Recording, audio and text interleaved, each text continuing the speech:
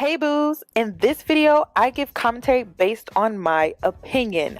Nothing is to be taken as factual. We are just here to have conversation. We don't expose and we don't sip tea on this channel. I'm giving you real talk straight, no chaser. Let's see if you can handle it.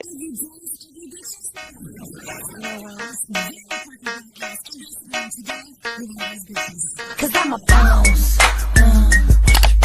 I haven't done anything for you to be proud of. Of course you have. You are marrying a man who can support you.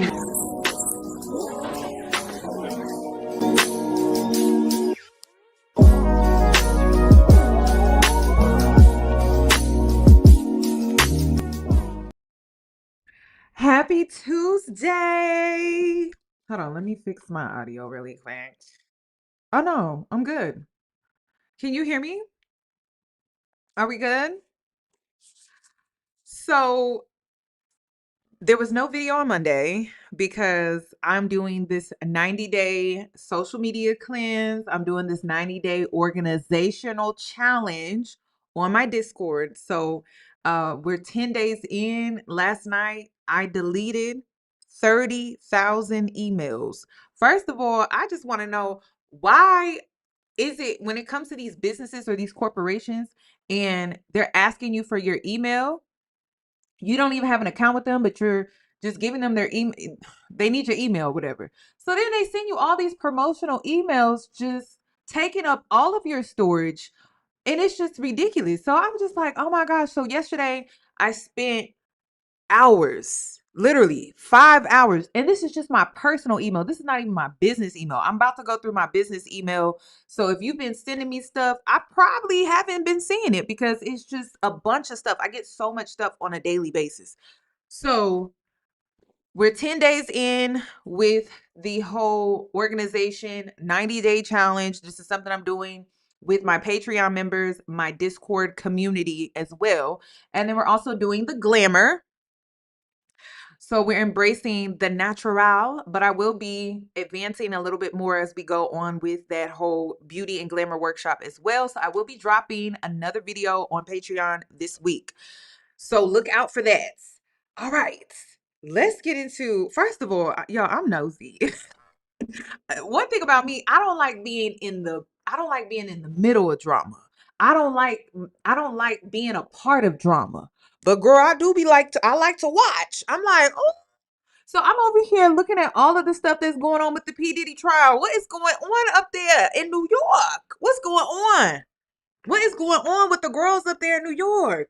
There was a black woman that was kicked out of the courtroom today. And the only reason why I know she was a black woman, it just looks like she was a black woman based off of the, well, not the photos, but like the illustrations that I've seen of who this woman possibly could be who was kicked out earlier today. And I'm just like, what is going on up there? So there's a lot of stuff going on with the Diddy trial. I'm still keeping up with the Diddy trial. But honestly, when it got to Mia and she started to testify, I was just like, girl, girl, come on, girl. I know prosecutors went over her testimony with her before she got grilled like that. I'm like, dang. So yeah, I've been nosy. I've been keeping up. I'm not going to give you an update yet until they get into the paper trail. Because I told y'all the last time in my last P. Diddy video that I'm waiting for paper trail when it comes to the RICO charge. And then that's when I'm going to make my next video. But until then, we're just going to be on standby. Also, did y'all see Ab and Preach in the new video that they put out regarding Tory Lanez?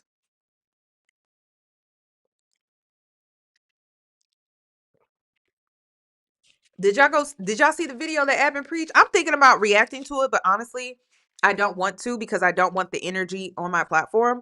But did y'all see the video that they dropped? Because I didn't have the patience to do a deep dive off the 36hours.com. And the reason was I went to the website and I was skimming. But honestly, as soon as I went to the website and I saw the headline, I called bullshit. First of all, when you're going to present evidence to the public, you don't create a narration. The evidence alone is the narration because it's the truth.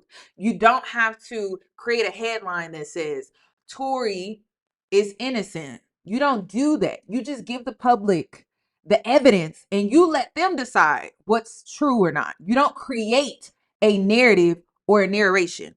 And it's so easy for people to be manipulated nowadays when it comes to media. People just run with headlines. People are not doing deep dive searches and researches when it comes to this information that's being presented to them. So it's so easy to be manipulated and knee-jerked around emotionally, and then you're not even going off of facts. You're going off of being manipulated by the media. And listen, there's a lot of fake news nowadays. You got people just posting stuff just for a viral moment. You got people sensationalizing real situations for a viral moment. You have people that are out here clout chasing, but now they're clout chasing. They're wanting to be a journalist. You just have people out here doing the most. And then I had to unsubscribe from Impressive because I watched her take and I was just like, this is clearly a woman that did not actually do real research. I can't support bloggers who don't do real research because you are also a part of the problem. You are a part of the problem. Like, you are a part of people being out here thinking that their feelings are facts. You are a part of the problem. And so I just appreciate people, regardless of their feelings when it comes to a particular person or situation, that they just stick to the facts and then they create an opinion based off of the facts and not based off of what they feel, because that makes a big difference. I don't like Megan Thee Stallion. I've said that on several occasions. I don't really care for her like that. I don't really like her as a person, but at the end of the day, she was shot. At the end of the day, Tory shot her. Y'all do what y'all want to do with that. At the end of the day, it's about principle. It's about morals. It's about integrity. At the end of the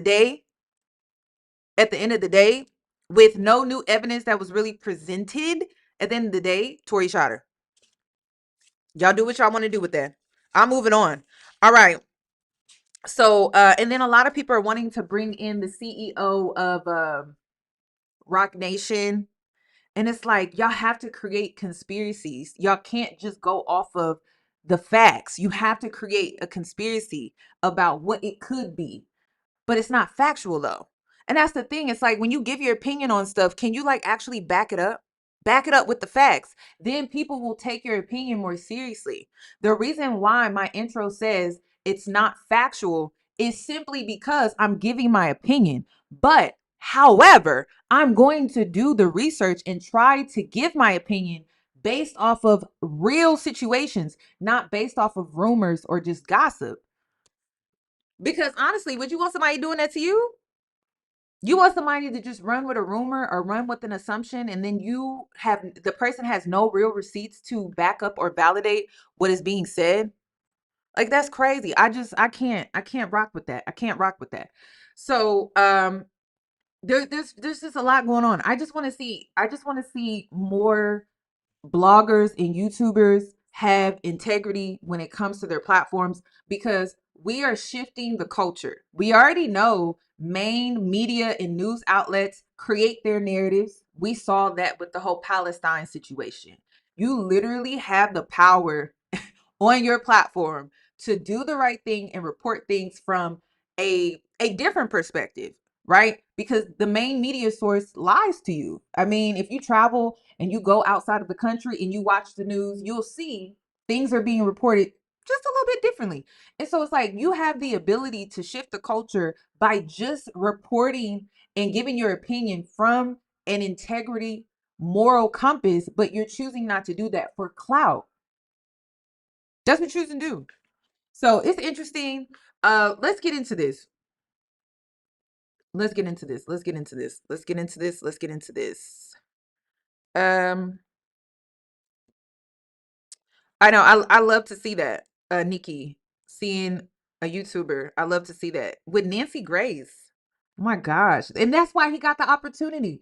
Like, that's what a lot of people need to understand. Like, everyone wants to hate on Armand, but it's like, he's doing it from a integrity place. Like, that's how you get in and you get to sit at certain tables. But like, if you're gonna try to like clout chase and like do all of this drama stuff, you're playing yourself and you're ruining your reputation. You're ruining what could be for you, because you're trying to take the fast track route instead of putting in real work putting in real hours and consistency to really get to that level. And I like, honestly, y'all, you can do anything that you put your mind to. Like, I'm not one of them people where it's like, you can't eat. No, you can eat, but it's going to take some real work though. You know, you're going to have to put in some long hours. You're going to have to sit down and actually do real research. It's going to take time. But as long as you're doing that and you're staying consistent with that, like, yes, you can have a seat at the table. Like, everyone can eat, y'all. That's my mindset. Everyone can eat. Just make sure you are coming correct and you're bringing something real to the table.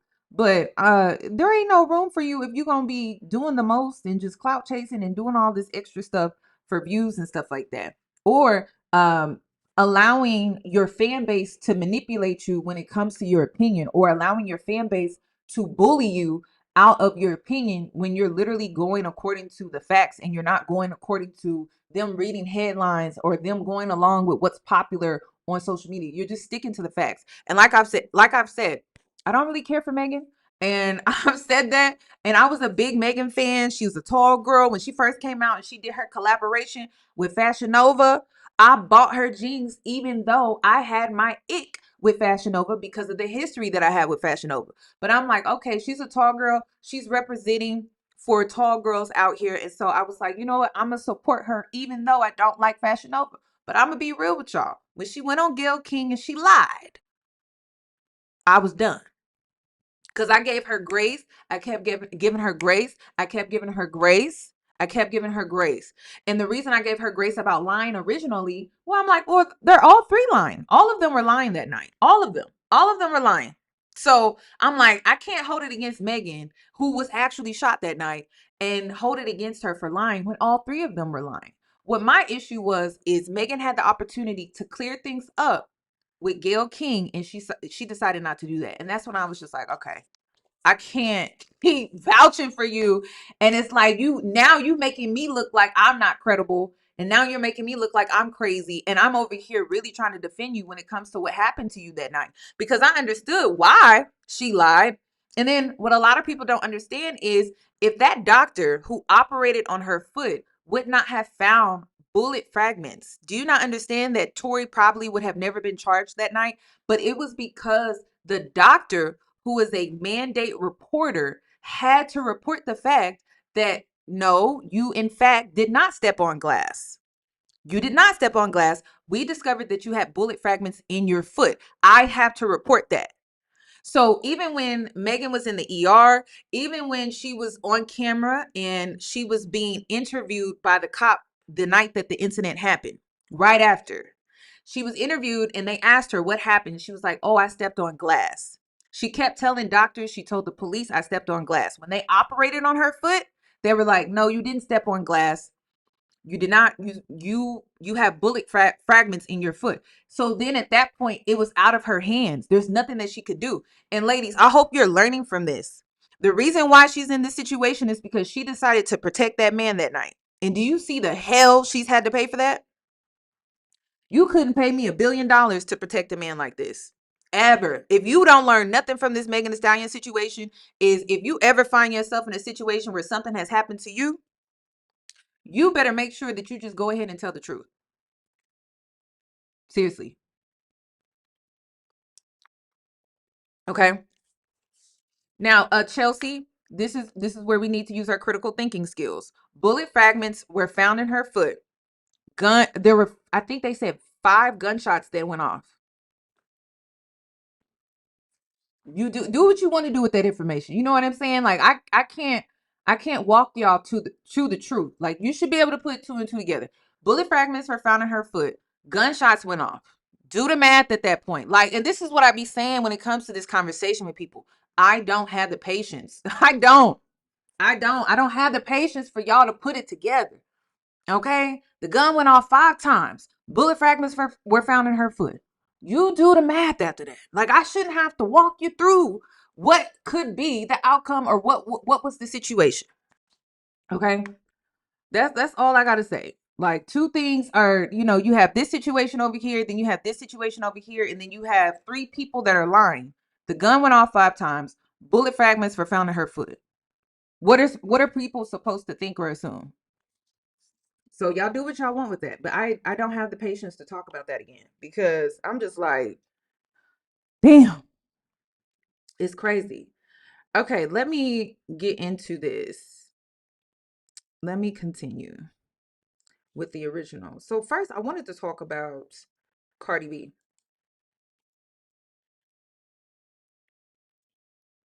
Okay. So she's going viral. And you know, the interesting thing about Cardi B and Remy Ma, they have a very similar story. Cardi and Remy both come from the enterprise or the production of Love and Hip Hop. And I don't know. I can't remember. Was Cardi B on Love and Hip Hop New York? Yeah, she was on Love and Hip Hop New York. Remy Ma was on Love and Hip Hop New York. And I have to be honest with y'all. When I originally watched Love and Hip Hop New York, when Remy Ma was on there, I wasn't buying the whole Black love thing. I just wasn't. But at the time, I felt like I couldn't say anything because people were trying to glorify this like Black love relationship, and I just wasn't really buying it for so many different reasons. But Cardi B and Remy, they have the same story, but the outcome is in reverse. So when it comes to Cardi B, when it comes to her situation with Offset, Offset cheated on her. However, Cardi B is the breadwinner. And then when it comes to Remy Ma cheated on Pawnpoose. He be out here going to the pawn shop like that. That's crazy. But no. So Remy Ma is the one that cheated on Pappoose, and she's the breadwinner of that relationship.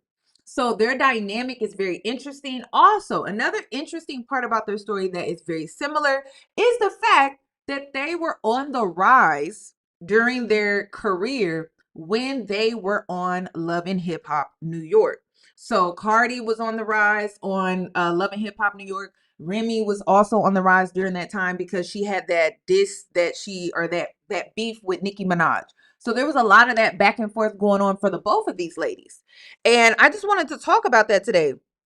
So Cardi B says that she hopes Offset will unalive himself slow, or that he unalives himself, or he, damn, how can I say this? That he will dies a slow death after he allegedly files for spousal support amid divorce. And then also the crazy thing about this is Cardi B filed for divorce for a second time back in July in 2024. But the first time she filed for divorce, she filed in September of 2020. So let's see what she has to say. She was going off on her Twitter X. I just call it Twitter X because I don't know what to call it. Also, by the way, people keep asking me about what system I'm using for my live streams, y'all. It's Ecamm. Okay, I keep getting that. I forgot to respond to a super chat that I got my last live. I got distracted, sidetracked. I rewatched the live and I was like, oh my gosh, I forgot to respond to her. So if you're watching, it's called Ecamm. Is it user friendly? I don't know. I mean, it took me a while to get used to it. It's definitely a step up from StreamYard, but I like the layout. I like how I'm able to do things a little more freely compared to StreamYard. So again, it's called Ecamm. Okay. Let me see. Here it is. Listen up, y'all listening? Listen up. The fact that Oh, I'm sorry, y'all. Hold on. listen up, y'all listening? Listen up. The fact that I'm waking up right now, right? The fact that I'm waking up right now to see that this fuck nigga and his fuck ass team, I know it's not his team. I know it's his bitch ass. Gonna tell the Breakfast Club the only reason why this motherfucker asking for spousal support, because I was asking for everything. Because I was asking for everything. And because I don't be with my kids. Yo, you such a fucking pussy ass nigga. Word to my mother. I want you to die, but I want you to die fucking slow, nigga. Where you die. Cardi. Listen, I'm gonna be so real with y'all when I say this. She gonna end up paying this man. She gonna end up paying this man. She do too much on social media. Listen, I need the girls to understand that sometimes like y'all be so delusional. And yes, and I mean the people that do it, okay? It may not be you, but the people that do it, them folks out here that be out here doing it, right? Y'all got to understand that social media does not translate to real life. And real life does not translate all the time when it comes to social media. So, like when you are out here ranting on your social media platform and you're in the middle of divorce, that is like the worst thing that you could ever do. First of all, you're making your attorney work harder than they probably needed to, because if you were just to be quiet and silent and let things kind of unfold naturally, but you're so concerned with the public and what they think and how they see you and how they're perceiving you and things like that, you're ruining your case. Like you're ruining your opportunity to most likely have a Tiana Taylor situation where she like Tiana Taylor, that woman is highly favored. Okay. I don't know how she was able to get out of that marriage and not have to really pay what I've seen other women pay, like Mary J. Blige. She could have, it could have gotten to the point where she could have came out of pocket more than what she came out of pocket for. It seems like Tiana Taylor was really able to break out of that divorce pretty even kill compared to Cardi B, which I feel like she's going to end up paying this spousal support because she's just a loose cannon. She is a wild card. She just be doing too much on social media. I don't think she understands how this can easily come back to bite her in the ass. Nigga, I want you to die slow in the bed. And while you die, nigga, you gotta think of me. Let me tell y'all something, right? When I first filed for fucking child support, my lawyer filed for child support. When I first filed for divorce, my lawyer filed for shit. And this nigga started spazzing, right? So I told my lawyer, what's that shit called? There's a renew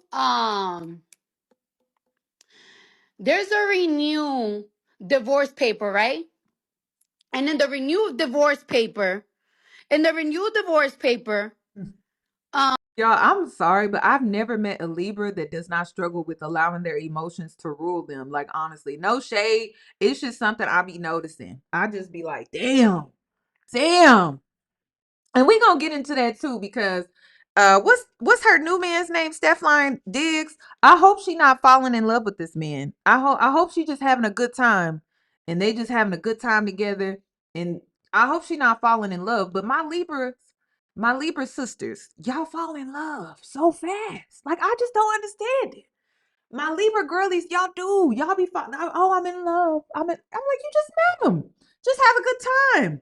You just had a baby last year. Just chill. Like relax. Like don't like the whole hopeless romantic thing. I just be seeing that a lot with the Libra girlies. I'm like, slow down just a little bit. Slow down just a little bit. Enjoy the luxury of the gifts and everything, because I know y'all love that too. Y'all like the gifts. Y'all like luxury. Y'all like shopping sprees. Y'all like all of that. And I'm happy that you like that, right? But don't fall in love with that man. That man is not trying to be around long term. That man just had a baby himself. He just had a baby himself. So I just hope that she's just having a good time. That's it. I just hope she's having a good time and they just having fun together. I asked for no child support. I didn't ask for no child support. And I think this is where Cardi B messed up. She's saying that she didn't ask for any child support. So that means that if you're not asking for any child support, he's asking for spousal support. And you were the breadwinner in this relationship. That's why she didn't cook and she didn't clean. Offset probably had to do that.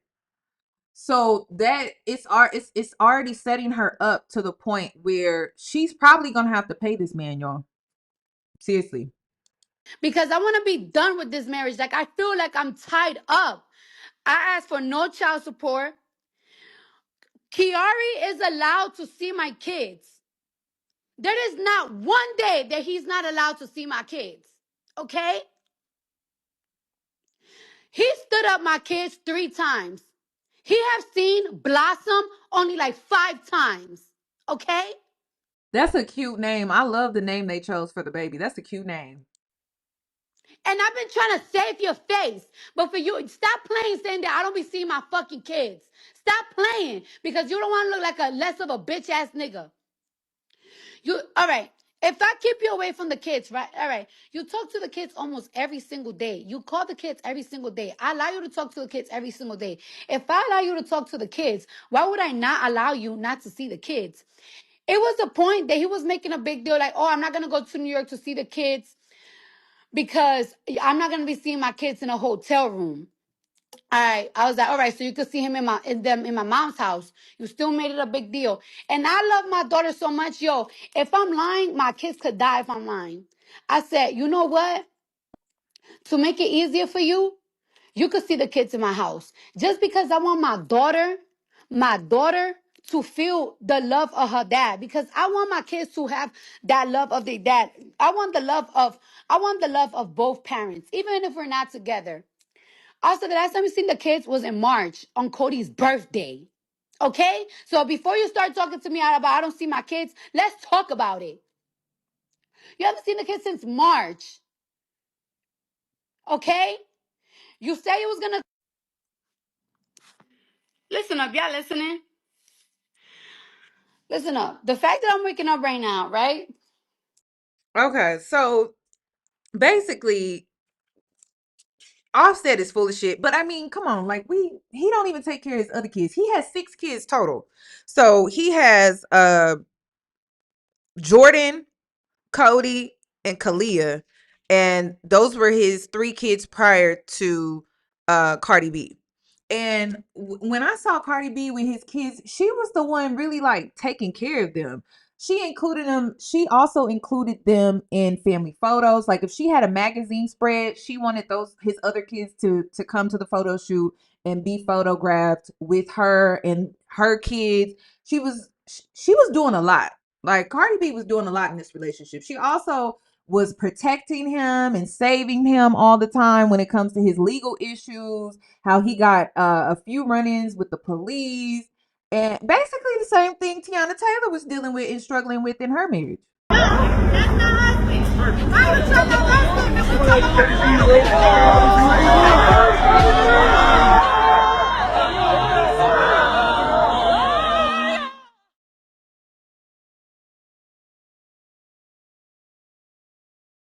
Hold on, how do I turn this down?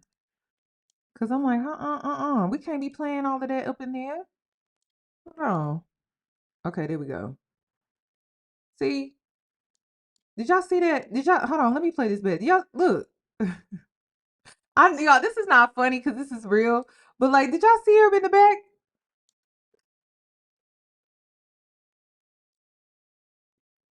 She was going hard for this man.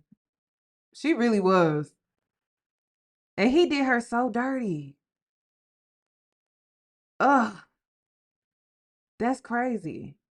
She was paying the bills. She was cooking and cleaning. She was doing all of that. Mm. Yeah, she was like, "That's my husband. That's my husband. Get off my husband." She was, whew, that's a mess. And this is how he's repaying her now. That's crazy. Anyway, Offset, well, he didn't call into the Breakfast Club, but his team or someone from his team gave a statement to the Breakfast Club claiming that he doesn't need the money. And we're going to get into the fact that this man definitely needs the money. He needs it bad, desperately. Also, he's requesting spousal support because Cardi was asking for everything, including properties and cars, basically saying that in the divorce proceedings that Cardi B wasn't being fair. And so he decided to just go ahead and ask for spousal support. He is also claiming that Cardi barely sees the kids or is ever with the kids or is rarely with the kids. But you know what? You know the crazy thing about this whole thing? I'm over here agreeing with Charlamagne and God. I'm like, sir, what man needs spousal support that is not broke? Asking for joint custody of the Hold on. Let me show you. Got me over here agreeing. Oh, I don't think I can play it. Hold on. Let me put it. Let me play it outside of. Let me just see if I can play the audio because I'm not trying to get copyrighted. Okay. What's the time stamp? 53 seconds.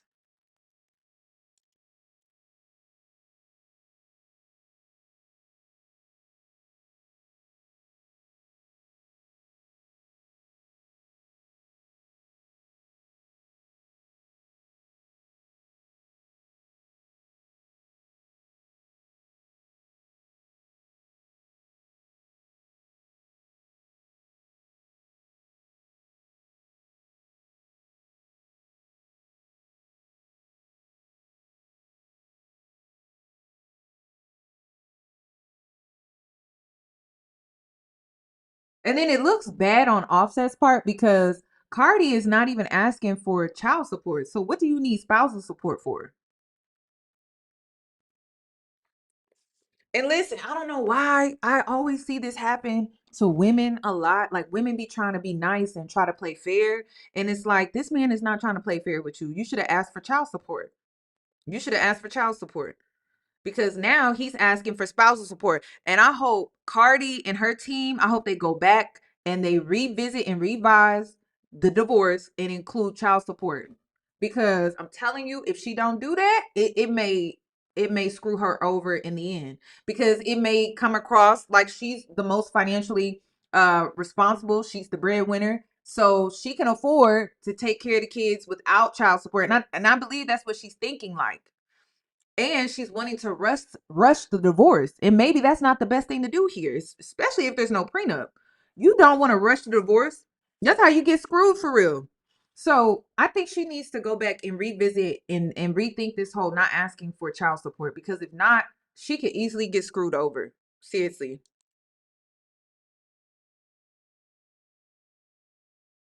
Hold on, I love this part. Where Charlamagne was like, "What do you need it for as a man unless you broke?" Hold on, hold on, hold on.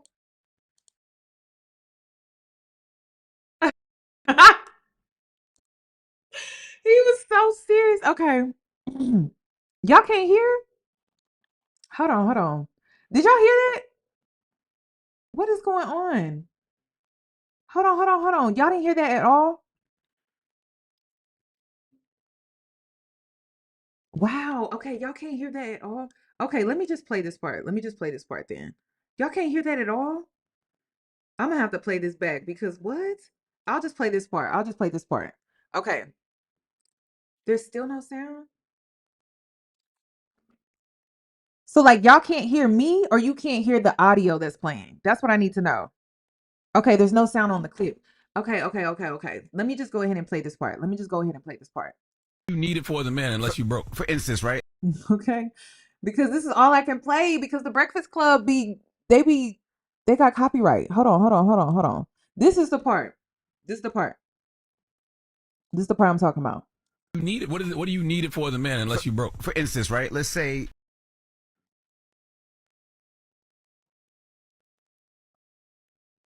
I don't know what part y'all were able to hear and what part y'all weren't able to hear, but hold on, hold on.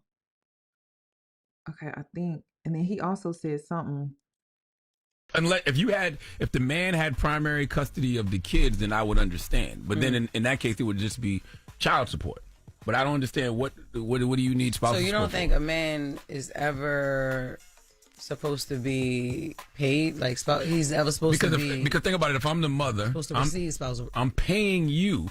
And then you're probably just going to take that money and use it on yourself and then use it on the kids. So why not let the wife keep that money for the kids? So I think it depends.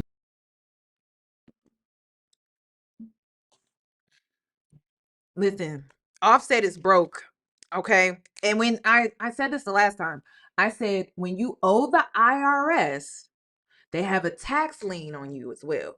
Then come to find out, there's not just a tax lien with the IRS, but he also owes the state of Georgia. There's a tax lien also for him in the state of Georgia. When you owe the IRS, you're broke. Period. Okay. Now, again, this is when I say he's broke, what I need people to understand, and I need Black people, please understand this. His type of broke is not your type of broke, but he's broke. Meaning okay, like, yeah, he's living in a very nice, fancy mansion, but because of his spending habits, most likely the fact that he gambles a lot, Nelly, the fact that he likes to trick a lot on women, he likes to just blow money, blow money, blow money. Okay, well, he doesn't manage his money well. So he's able to most likely just cover his basic bills, his monthly bills, but he does not have any liquid cash. Okay. And we don't know what them credit cards is looking like. We don't know if, well, Cardi B is saying that she's still paying on that home that he lives in, that he be bringing other women to, which I be damned if I'm out here paying for a home that my kids and myself don't even live in, and he over here steadily bringing women to the house that I'm still paying bills at. That's crazy to me, y'all. That's crazy. That's crazy to me. That is crazy to me. So he don't have no money. And you know what? She's being too nice. Cardi B is being too freaking nice. Too freaking nice. This man has been super duper disrespectful. And she's still being nice. Like, I don't understand it. Like, she's still being nice. He's still playing her.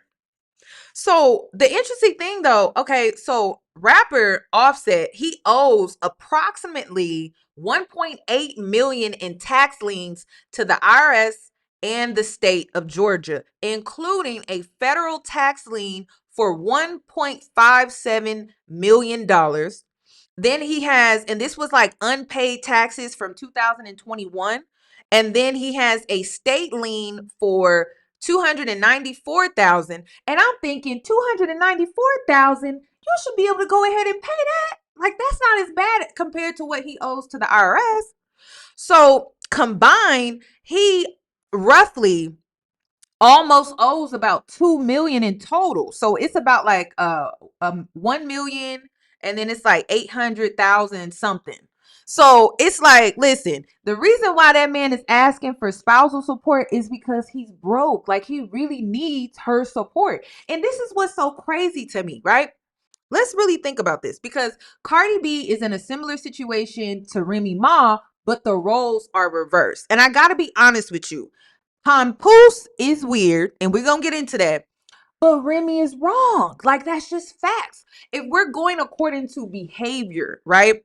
Like, first of all, Offset, why the hell would you go and cheat on Cardi B if you know your finances are not together? If you know that you are struggling financially, why would you cheat on this woman that's had your back financially? That does not make any sense to me. That does not.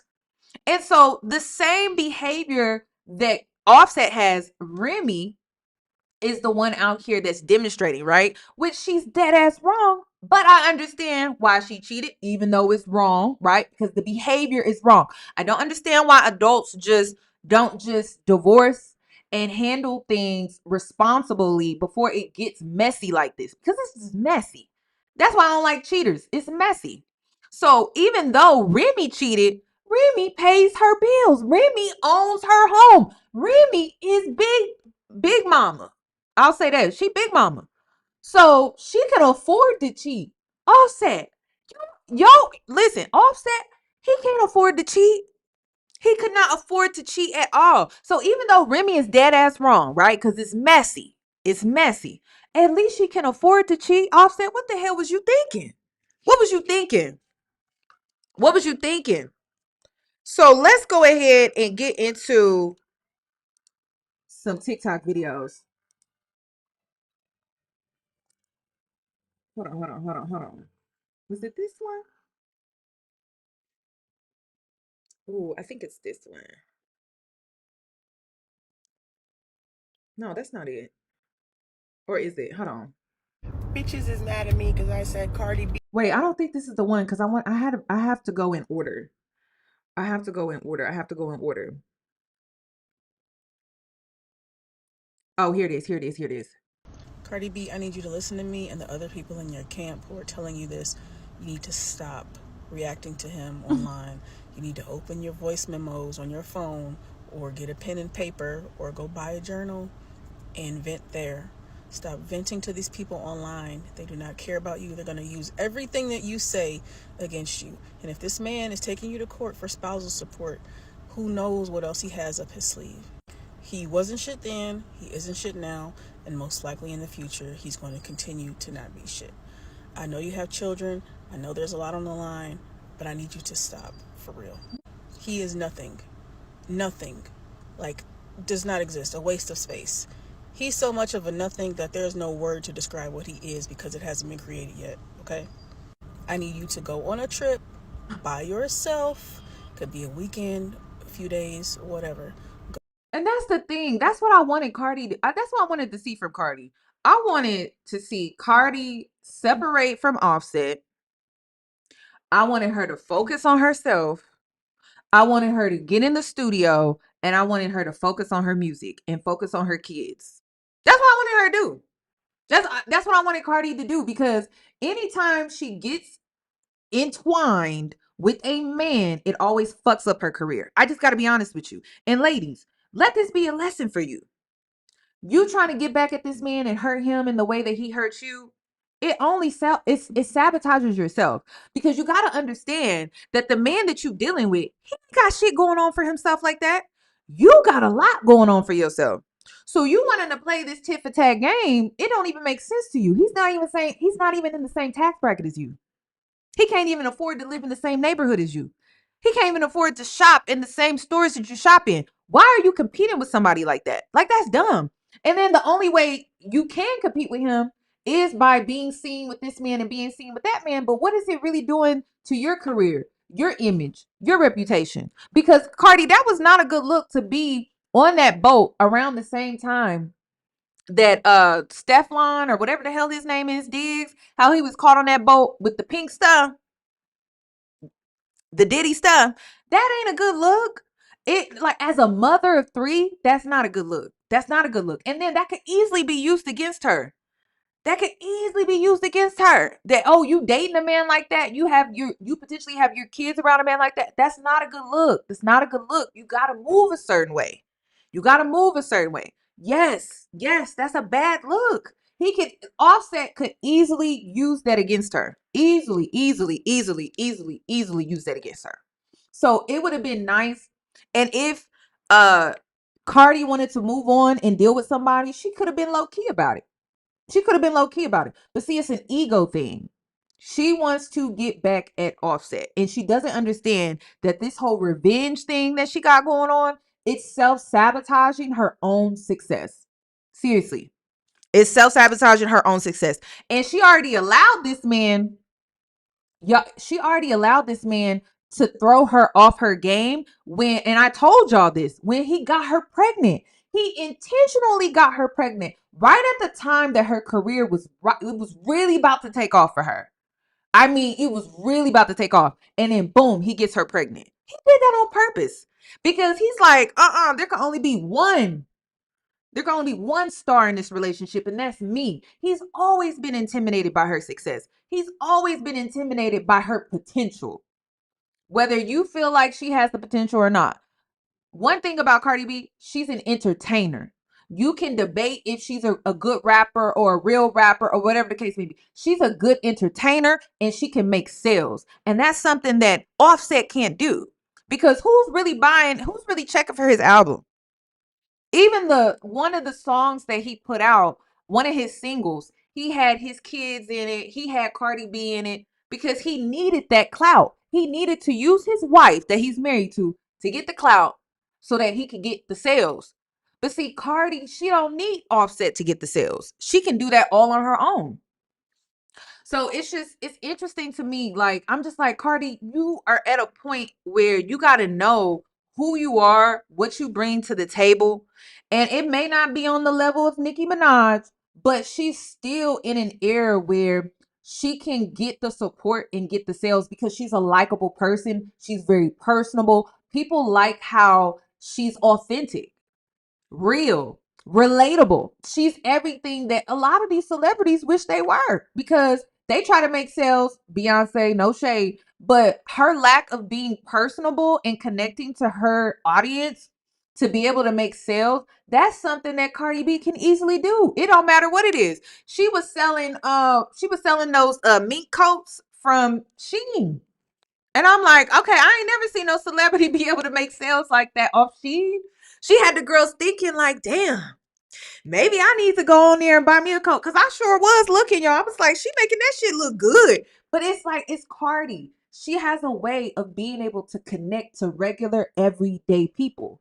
So she may not be the most talented person when it comes to raps and writing her lyrics, but one thing that she is, she's very likable. She's very personable. So when it comes to Offset, I always felt like at the points in her career where she could have really took off, he was right there to sabotage it.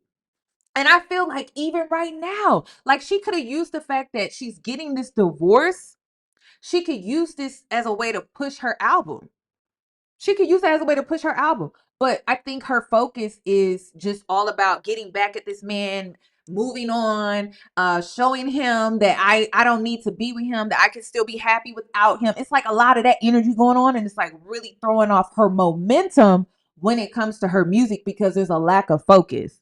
So I want to see her release her next album. I mean, damn girl, I've been waiting. Shoot. I can't keep listening to 10 what is down 10, up 10, stand up 10. That song I have it on my workout playlist. I'm like, girl, I need some more material, sis. I need some more material. Okay? I need some motivation. Come on. Come out with something else. I need that. But her focus is just not there. And I think her fans too are starting to get frustrated with Cardi because it's like the focus is just not there. And it's because of this whole thing with Offset. Somewhere where you can decompress, create a plan, strategize, It's get up and 10. stop coming to this internet venting about this man who is a typical fuck nigga for real. That's crazy. Okay, let me move on. Y'all know I'm bad with names and titles and labels. I can't keep up with all of that. I got ADHD. Okay, let me see. Oh, this one too. Bitches is mad at me because I said Cardi B is gonna have to pay Offset alimony. Yeah. The law does not give a fuck. Y'all don't get it. And that's what I need people to understand when it comes to P. Diddy, when it comes to Tory, and even when it comes to this whole divorce with Cardi B. Y'all so caught up in feelings, and it's like, do you know the law? Do you understand the law? Because at the end of the day, that's what matters. Your feelings do not matter. And even when it comes to Cardi B, I don't want her to pay this man. I'm gonna be sick if she has to pay Offset, a man that cheated on her and dogged her out. Oh girl, I think I'm gonna pass out. I'm gonna pass out. Y'all gonna have to call 911. I'm gonna pass out. I'm gonna have a heart attack because I be damned if she has to pay this man. It's really gonna piss me off. But the possibility is she will have to pay this man because it's the law. Okay. We are in the wake of Me Too, ladies. Wake up. Okay? Wake up. Smell reality. You need to start smelling reality because honestly, when it comes to this situation, she's the breadwinner. And then she's like, "Oh, I don't need a child support." Why not? Act helpless. Act like, "Oh my God, I need child support," even when you don't need it. Shit, damn. Listen, ladies, this is why I'm not upset at Rihanna. Rihanna, she don't need to marry that man. She don't need to marry the man that be acting a little too. He act a little sassy to me. I saw a video of ASAP and I was like, "Ooh, Miss Diva." He gave Diva. I was like, "Oh no." Listen, Rihanna needs to keep doing what she's doing. She needs to protect her empire. You cannot be out here saying, "Okay, I want to make my own money. I'm a boss. And then be moving like, "Oh, but I want a man to take care of me. I want a man." You the boss. So you got to move differently. You got to move like a boss. You in the driver's seat. So you can't just be making stupid choices and decisions. You can't be out here just dealing with anybody. Okay? You can't. It can ruin the brand. It can ruin your image. It can mess up things financially. You have to think bigger. I think the girls are thinking too small. If you out here and you get into the bag, well, you get into the bag. Okay, there's liabilities that you have to be worried about. compared to before where maybe you didn't have the bag, right? Or the bag wasn't as big. And so now your bag is bigger. You have to think smarter. You have to think differently. And it's going to be unorthodox. Why? Because you're the breadwinner. The game changes. So you got to change with it.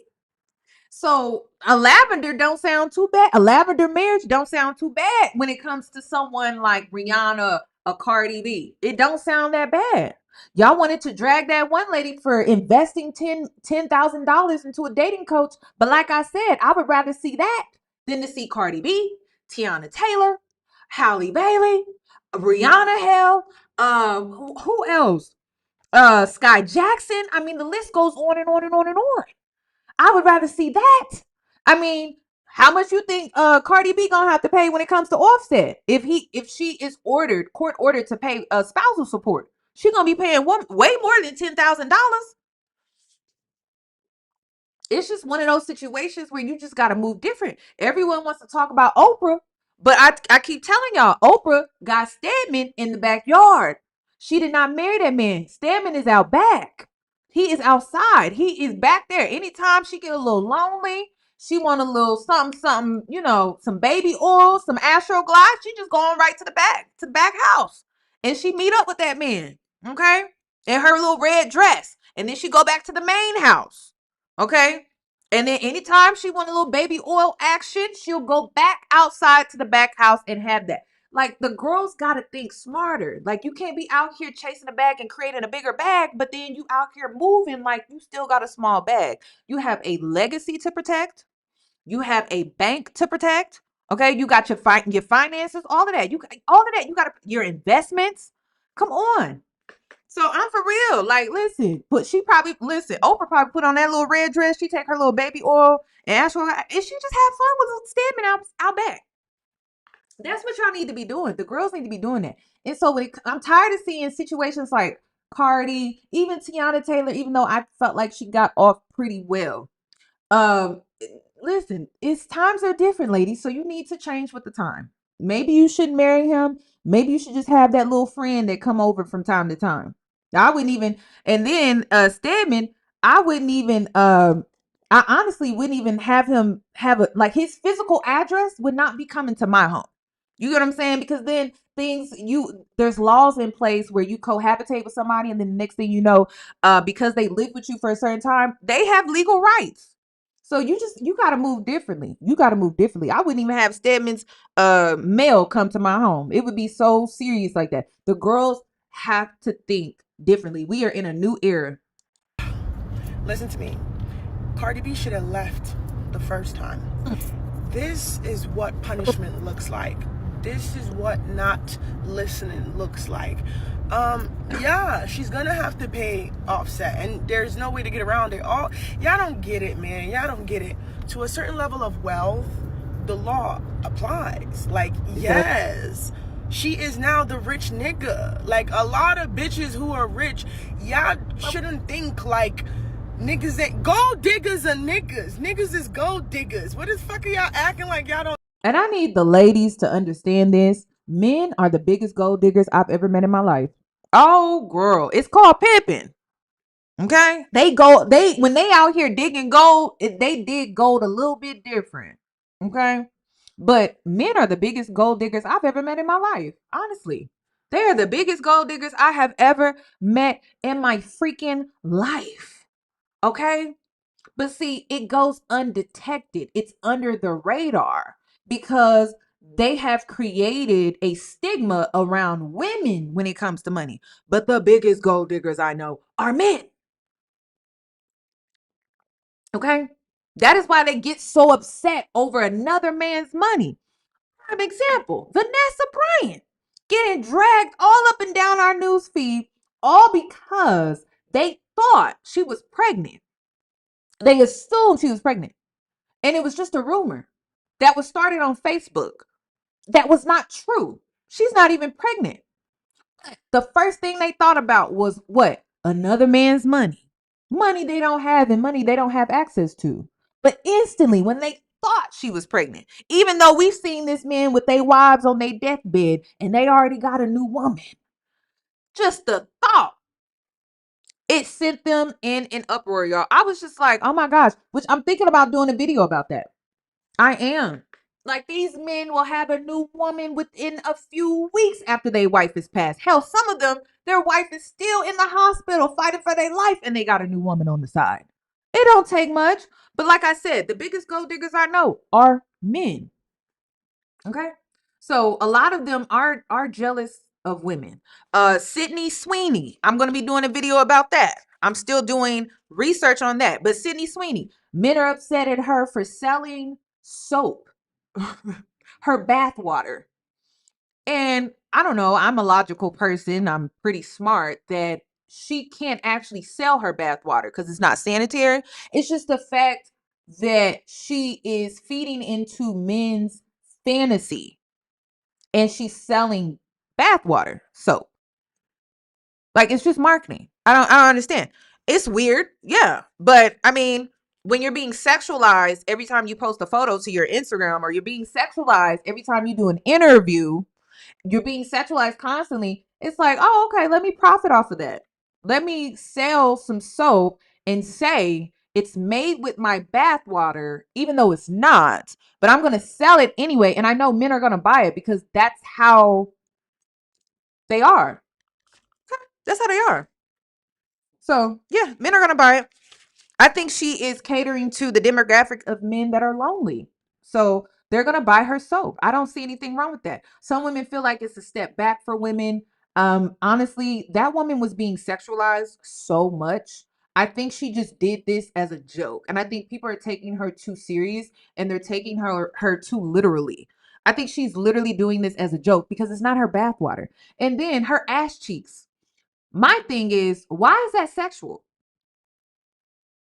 Why is her bathwater is not clean unless you took a shower before you got in the bathwater. Bathwater is not clean, it's dirty. Why is that sexual? Let's think about that.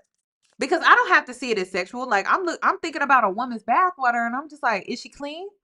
I don't know. Like, did she shower before she sat in the water? So it's like, I think it's a joke, and I think people are not seeing it as a joke. I think people are wanting to see it as like the sexual thing, but I'm like, when you really think about it, bathwater is dirty. What is sexual about that? But you know, that's just how men are. I don't know. I don't get it, but that's just how they are. So I don't know. Bathwater is not clean like that. And I'm the type of person, I'm being so serious. I like to take a shower first and then get in the tub. I'm weird like that. I am. I don't want to sit in bath water. When I take my bubble baths, y'all be seeing me on Instagram. I took a shower before I got in there. Before I do my spiritual baths, I took a shower before I got in there because I'm not about to sit in dirty water. You know what I'm saying? So people want to get her soap and it's made with her bath water and sexualize that. That's on them. That's not really on her, or is it? Y'all let me know. Notice, niggas is gold diggers. Are you stupid? Watch how men, like, if you really want to know, especially do successful women, date a man, and then if he wants to marry you, ask him to sign a prenup and see how everything changes. Ooh. Y'all don't get it. What you gonna have to learn today, boo. Y'all gonna learn slowly. Cardi B, you have to pay that man, and the court's not gonna give a fuck. I think so too. Even if you ask for full custody, it's gonna be a big war because he's gonna want 50-50 custody, and he's gonna get it. His mom is gonna take care of the kids, or his cousin, or whatever, and you're gonna have to pay him until they're 18. And you just had a new one. Ooh, baby, you should have went to the clinic. This is crazy. I don't think Cardi is gonna come out on top, y'all. I don't. Just going according to the laws, and I think they got married in Georgia. Did they get married in the state of Georgia, or did they get married in New York? Can y'all comment down below? Because I'm going to have to look at the laws there. The biggest takeaway that I really want y'all to keen in on about this Offset requesting spousal support from Cardi B is that it can happen to you too. There is a huge misconception about divorce settlements that they favor women, when in reality, historically, women have been the ones to stay at home, not make as much money as their partner. Therefore, once they got divorced, odds are the woman is going to be entitled to alimony. Plus, she's typically the primary custodial parent, so child support as well. Those days are long gone. Once women got the right to pursue careers and be in charge of their own finances, we literally took off sprinting. So it is not abnormal anymore, especially in the Black community, for the woman to be the breadwinner. So please keep in mind when you are dating, and I do mean dating because you don't have to be married to have to pay some type of support. There is also this thing called palimony, and if you are in a long-term relationship with a man and y'all are commingling finances, they can have a claim to palimony, which is spousal support as well. You need to keep that in mind. And that's not just for women, that's men as well. Because once y'all get married, especially once y'all get married and there is a huge wage disparity, you're basically taking on another dependent. And it doesn't stop being your dependent once y'all get divorced or once y'all break up. Do y'all see why I was like, oh, I don't really care if they take away I just feel like marriage, women need to understand that marriage should not be an end all be all anymore because times are different. And a lot of y'all are going to struggle with that because it's traditional. But if you are not living a traditional lifestyle, Rihanna is not living a traditional lifestyle. It's probably not in your best interest to do that. So it's going to be hard for women to break away out of that traditional way of thinking, that traditional way of programming. But unless you want to get screwed over, you would think twice about it. So let me get this straight. You cheat on your wife, she files for divorce, and you ask for spousal support, even though you cheated on her throughout the whole marriage? Right. That's the dumbest shit I ever heard. When I hear that all people like Offset asking, well, really demands spousal support from Cardi B, even though he's been cheating on her throughout the whole marriage, why would you want spousal support for? I mean, you did this girl wrong. I mean, you were stalking her while she was separated from you. Then you already had a fallout with your group, and then she was laying things down with you, being with you throughout the whole way. She got the kids majority of the time. You don't even have full custody of that. So why in the hell you want to ask for spousal support? It's already sad that Cardi. I just need women to understand that sometimes your choices are working against you. They're not working in your favor. They're not. They're not. They're not. They're not working in your favor. You're not playing your cards right. They not. Because now she is the breadwinner. She's the caretaker. And she is most likely going to have to pay this man because of such.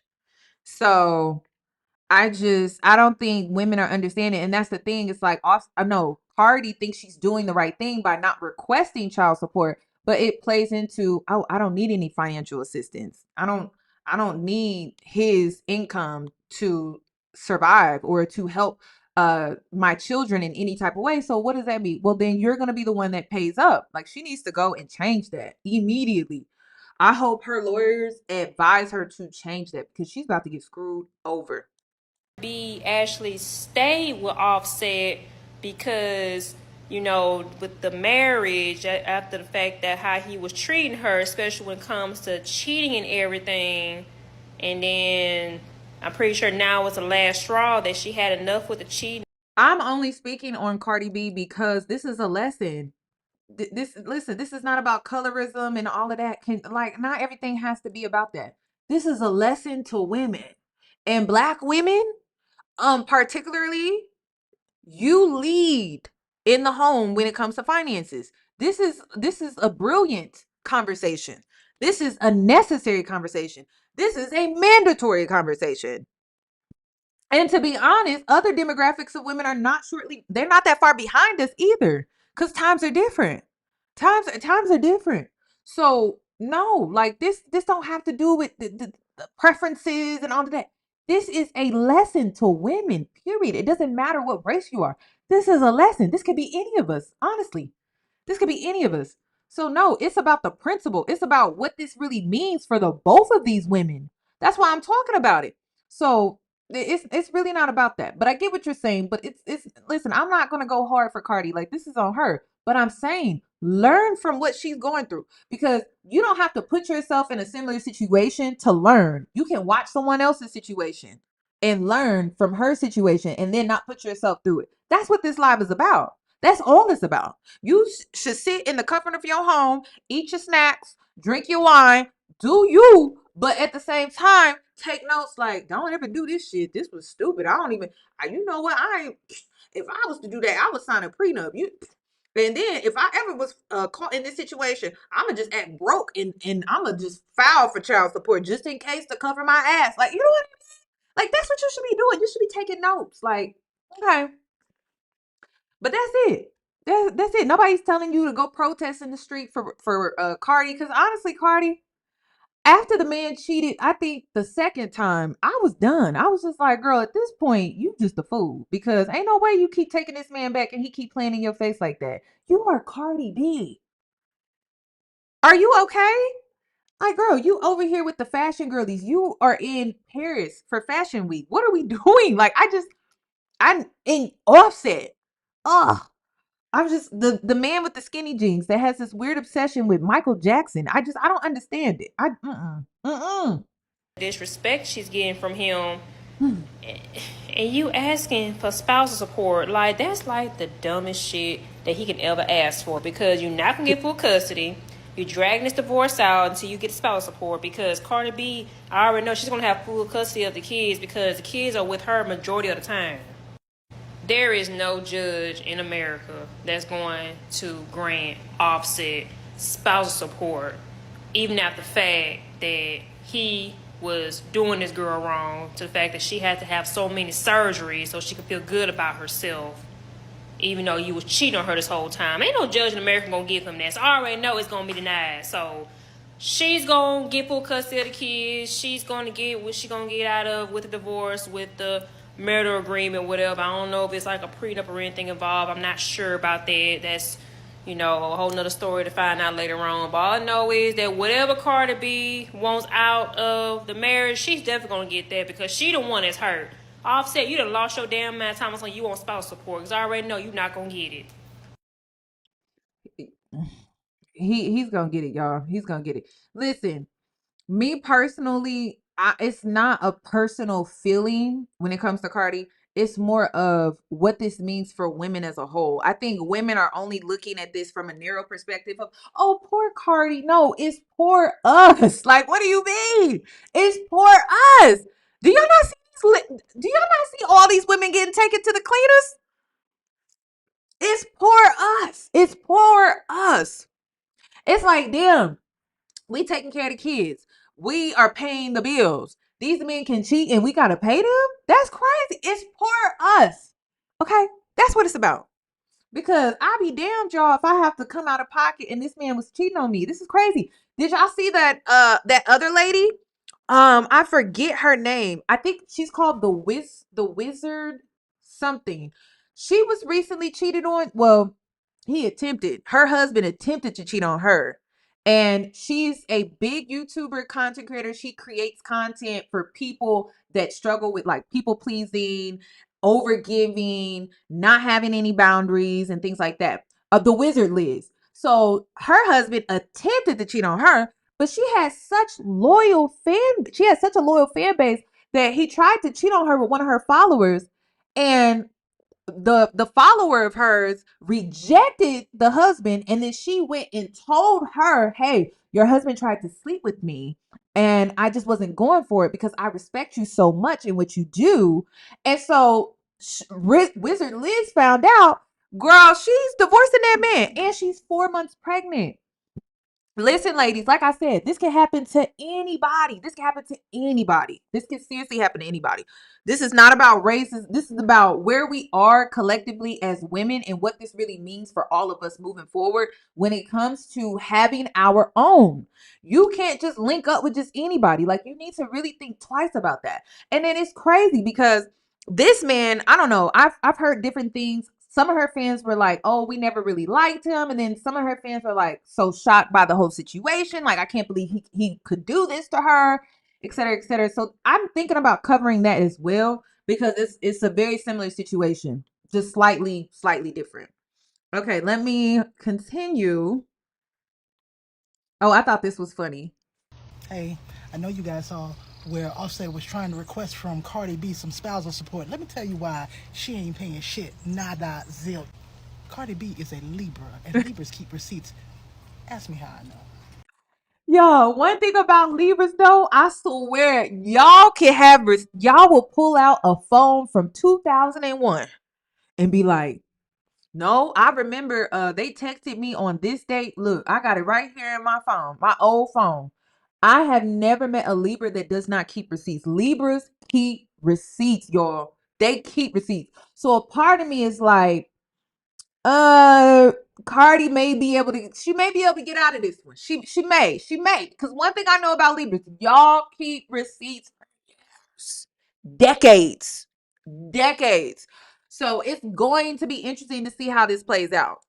Your girl is a Libra. We keep receipts like I got a homing pigeon from December 2nd, 1979. I still got a Polaroid from August 14th, 1984. I got a floppy disk from February 19th, 1987. I got a cassette tape on side B, May 23rd, 1990. I also have a burned CD from December 27th, 1997. I have multiple printed photos from the 1 hour photo from 1998 to 2012. Everything after 2012 is on a Google Drive in multiple locations. Don't play with me. Now, Cardi has already paid in patience, public embarrassment, and postpartum photos. Leave that chick alone. If you wanted to be kept, you should have kept it together. She is not going to pay you just because you're mad, because she is now getting her back correctly blown out by that Stefan fella. Offset, go ahead and have a seat. Sell one of them chains if you have to. Keep up your lifestyle and have a good day. That's just how Libras are. So I don't know. Part of me is like, knowing how Libras are, part of me is like, she may get out of this. If she got her receipts like I think she do, she may be able to get out of this. So it's going to be interesting to see how all of this plays out. It's going to be interesting. But I really want her to get out of this marriage without her helping him with this tax lien. Because I want him to pay that himself. I don't want her to have to help him pay that. I hope that this divorce goes so well, kind of similar to Teyana Taylor, where she doesn't have to help him with that tax lien, because that's just a mess. Okay, let's move on to Remy Ma. Did I show everything? So let me just play this. Third one. Third would be Papoose. Nah, he was the number one. Oh, okay. Third, probably just smoking. Even though I don't smoke, and I probably could if I wanted to. Cigarettes. So I've never smoked cigarettes. But probably when I was like in high school or something. But just smoke. Are y'all able to hear? Or maybe Nikki is watching from earlier. They smoked out. Everybody knows you married Papoose. We all know that. World knows that. But we now know there's trail videos. How often do you have them? Well, they were every 6 weeks. What about now? But I kind of got locked, and I kind of like lost my packages and my phone privileges and my commissary and my trailer visits for a little while. What? I thought you just said you was being good. What happened? I was. What are you doing? You beat somebody up? No. Somebody used to. Should I go in on a nasty weave wearing, dusty boot having, pumping her in the correctional facility? Just had a baby officer that lied on me, wrote me a ticket. No, I'm not even gonna go. I got a ticket. Okay, so make long story short, you got a ticket. I got a ticket, and so because of that ticket, they take away your privileges now. Trailer visits. Yeah. Till when? I'll get the next one. Okay, so let's just get into this. Remy Ma and Papoose, their divorce is getting messy on social media. And honestly, y'all, they've been messy on social media with their divorce or their separation for quite some time. Remy Ma calls Papoose or Pawnpoose a narcissist. I'm going to get into what he has to say about her, because he's claiming she's a narcissist. They're claiming that they are both narcissists according to each other. But Remy and Pap, they were on VH1's reality series Love and Hip Hop New York. They both said I do over the phone while Remy was locked up in 2008 but they didn't make it official until 2016, and they share a 6-year-old daughter. Okay, so I'm gonna just go ahead and say it because it got to be said. This Clarissa girl is a clown, and the reason why she's a clown is because I've never seen it go well when you are defending a married man who is choosing to bring you into his mess. I've never seen it in the history of dealing with a married man who is choosing to put you in the middle of his mess and has you defend him when you don't know the ins and out of his situation. I've never seen it play well at all. It always goes bad. So she is a clown for that, and for that alone. It doesn't have to do with her hair, how she dresses, or anything like that, or the fact that she's a boxer. It has everything to do with the fact that you're on social media defending a married man and you don't know the ins and outs, the inner workings of that marriage that he was in and how he chose to show up in that marriage. So again, he could be telling you some sob story or whatever the case may be, but at the end of the day, you really don't know. And every single time I see a woman play this position or play this role, it always comes back and it bites her in the ass. It's just a pattern that I'm able to recognize. And that's the thing. I recognize patterns. Do you know I watched a video that said that some people are so good at pattern recognition in other humans, in situations and stuff like that, to the point where it forces them to be realists. They don't have the opportunity to look at things half full, half empty, only the way they will likely outcome. And the people that have this typically avoid a lot of situations because they can tell exactly how they'll go. So if you ever feel like, why don't I enjoy this, or why don't I enjoy that, or why don't I find a purpose in a lot of things, you might be one of those people. Ignorance is seldom bliss. Sorry I had to tell you. So let me show you the pattern that I'm seeing with this situation. First of all, just look at this. All I could do was roll my eyes because I remember when I watched Loved in Hip Hop New York. This is when I was obsessed with reality TV. Love and Hip Hop New York, that was one of my favorite reality TV shows.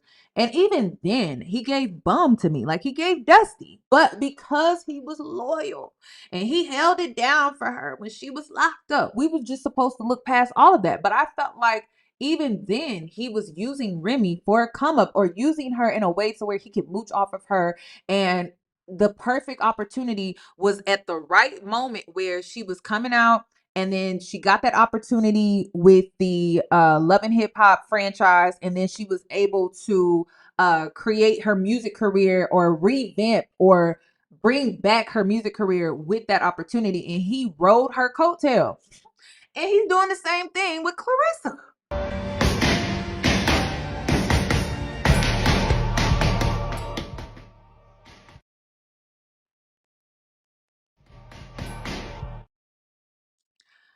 Ladies, let this be a lesson. When a man is so supportive that he's so heavily involved, at the same time he doesn't have anything going on for himself, that's a red flag. Because I did my research for this video. I'm like, what does he do for a living? He got so much damn time on his hands. Like, he all of a sudden, because when he was with Remy, y'all, he was always in the studio. He was always in the studio. Now he always in the gym boxing. He always in the gym boxing. I'm like, wait a minute. I haven't seen this shit before. Did he do this shit with Remy?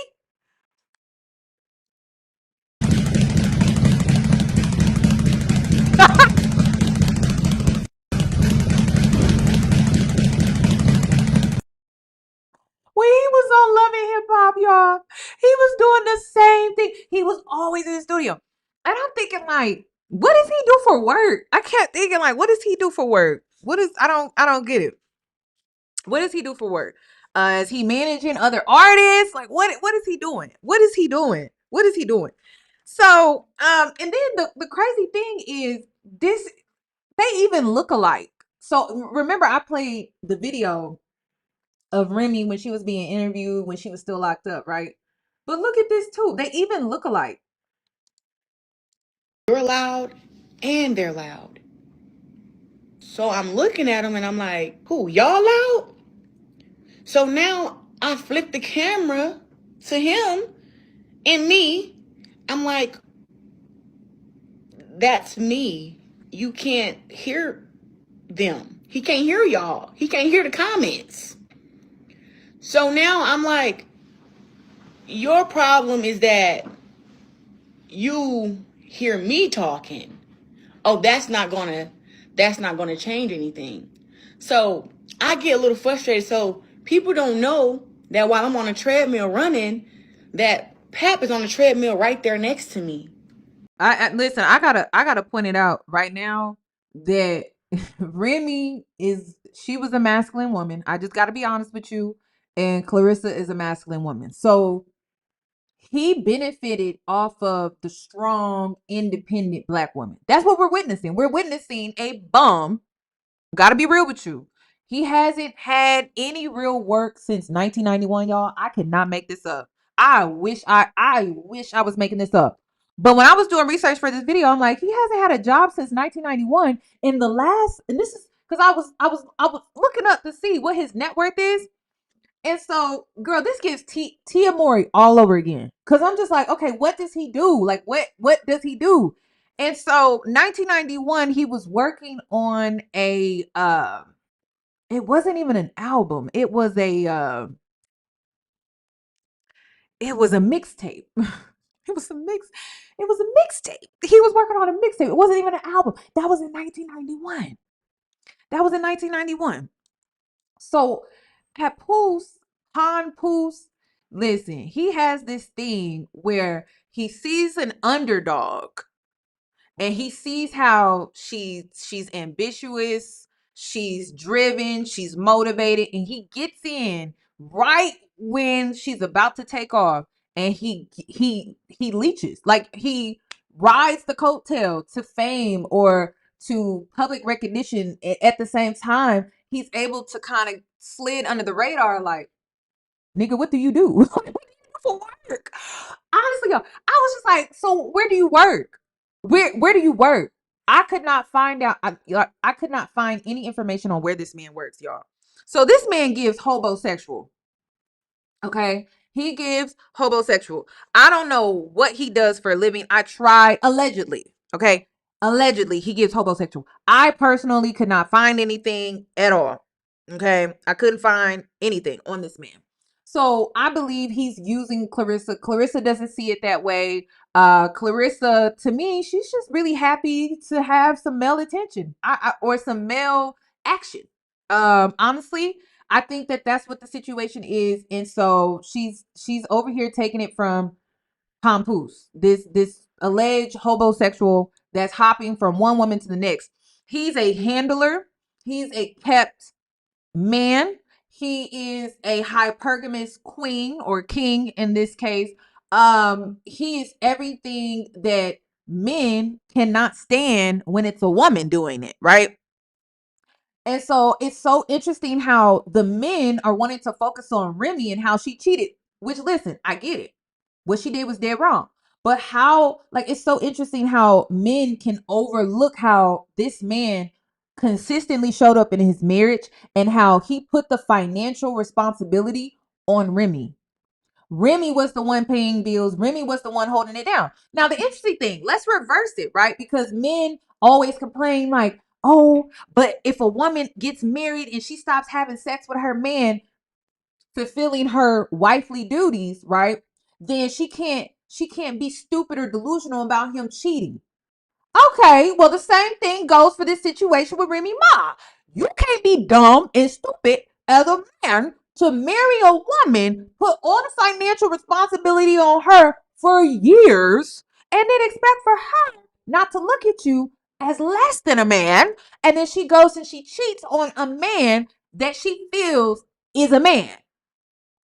Come on now. It goes both ways. And that's the situation here.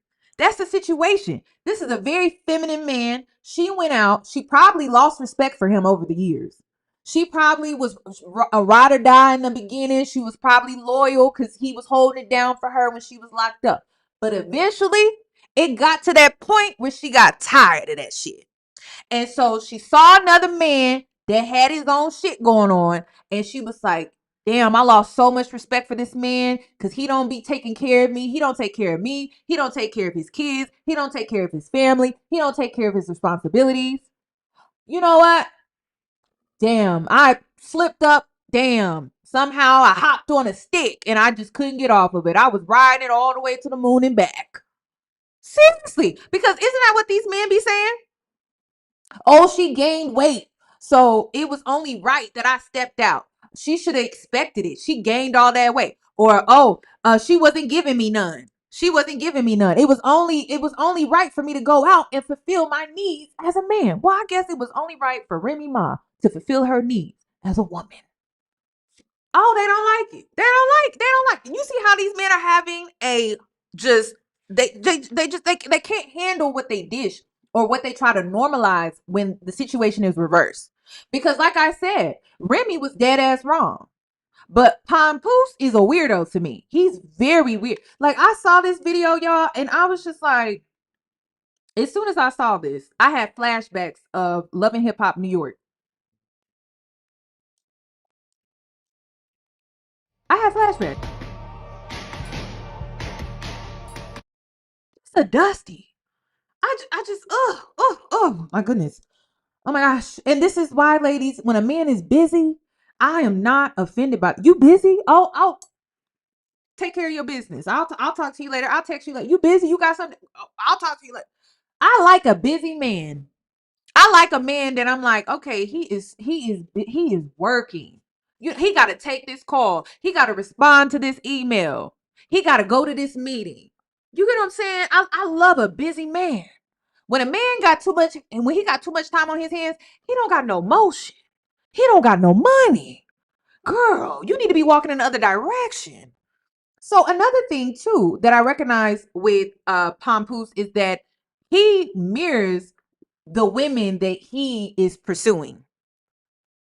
And that shows narcissism. Like Remy is claiming that he is narcissistic. It does. It shows narcissism. How when he gets with a woman, he just mirrors back whatever she's doing or whatever she's into. And I feel like that's the situation here with Clarice. And if I was Clarice, I would be listening to Remy right now. But she don't want to listen to Remy because he's created this triangulation. So there's no telling what he's told Clarissa versus what he's told Remy. There's no telling. And ladies, can we stop falling for this? Can we stop falling for the triangulation? It's the oldest manipulation trick in the book at this point. You done seen so many triangulations. We could go all the way back to what's that? What's baby? The baby? Okay, and his whole situation, we saw that triangulation. I did a whole breakdown video about that. Can we stop falling for the triangulation? It's the oldest trick in the book. Okay. So I don't understand why we're still falling for that. So let's get into also another thing that, hold on, let me see. Oh. So Remy is claiming, and this came from, because I didn't do the whole back and forth. But Remy posted to her Instagram. She claims that she is warning Clarissa. Well, she tried to warn her. She said, he's never going to buy you anything. Never. He's never going to buy you anything because he thinks he's the prize. She also states that he's a taker. He does not give it all. And then she also warns her and says, she's the one with the bag, meaning he don't got no money. So if he's flexing or if he's doing this or he's doing that, Remy is the one with the bag. It's not, he don't have money. So let's get into this. And Pappoose gave us over 3 hours worth of footage of them just going back and forth. You not Cardi B, man. Let's keep it a buck. This is how phony you is. They basically dropped a documentary. Do y'all see how dusty his camera is? Do y'all see how dusty his camera is? Do y'all see how dusty his background is? Do y'all see, like, cause it's telling me a lot. You know what I mean? You know what I mean? It be telling me a lot. I'm like, sir, are you in somebody's basement? Why it look all like dust over there? It just look at this. What is that? This remind me of when I was 16 and I was sneaking around. I was going in the basements and I was hanging out with my friends and some guys. That's what it looked like. This is how old? He's 47. This man is 47 years old with this dusty. No. This just gives dusty. This is give like this is the man that take care of business. Absolutely not. It does not. Man, let's keep it a buck. This is how phony you is. They basically dropped a documentary about their divorce. Crashing out me going over to that little ass apartment and blowing that shit the fuck up. Let's break down the point. Like, yo, the apartment look run down. No shade, but I'm just saying, like, sir, you're not beating the allegations out here. That's what I'm saying. You're not beating the allegations. I did my research. I couldn't even find out where you worked or where your last. They said his last job was Love and Hip Hop New York, and he was a co-star. So I'm like, sir, where do you work? How do you make your money? I need to know. It's an argument. One of the major problems seems to be the bills. My ex might be the least income making person that I've ever been with, ever. Remy basically saying she the man of the house. If anybody's wondering why is he still on my health insurance, because it's against the law in New Jersey while you're going through a divorce to take them off of your health insurance. So unfortunately, I can't. And Pappoose. Ladies, do you really need to be married that damn bad? Could you imagine? This man is still on your health care and you still got to pay for that every month and you legally cannot take him off your health care. Do you really need to get married that bad? Oprah having stabbing in the backyard. It looks so appealing to me because this is crazy. Absolutely not. Absolutely not. It's like, nah, I pay some utility bills. Every utility in that house to this day right now is under my name. You talking all this money talk, you just paid a cable bill probably within the last 2 weeks out of my account. But you know, finances are one of the top 3 reasons for divorces. I had to bail you out of jail when you... Is this a shared account? Is this shared? Because who was it? Clarence and Queen, they had a shared checking account, banking account too. He talking about how you paid this, or oh babe, I bought you a car. Remember that shit? Men are the biggest gold diggers I know. Babe, I bought you a brand new car. So and then Queen was like, is that why you move money around? Da, da, da. So you took money, you moved money around. So she knew you was up to something because you was moving money around. So Pat, is that the type of stuff we talking about here? It was a joint account? Crazy. What's your case? When you had to pay the civil case, who account did that come from? Me. You didn't have a dime. And Remy Ma's making it seem like she was taking care of Pappoose and she was tired of it. Don't nobody fall in love faster than somebody with nowhere to stay. And Pappoose is...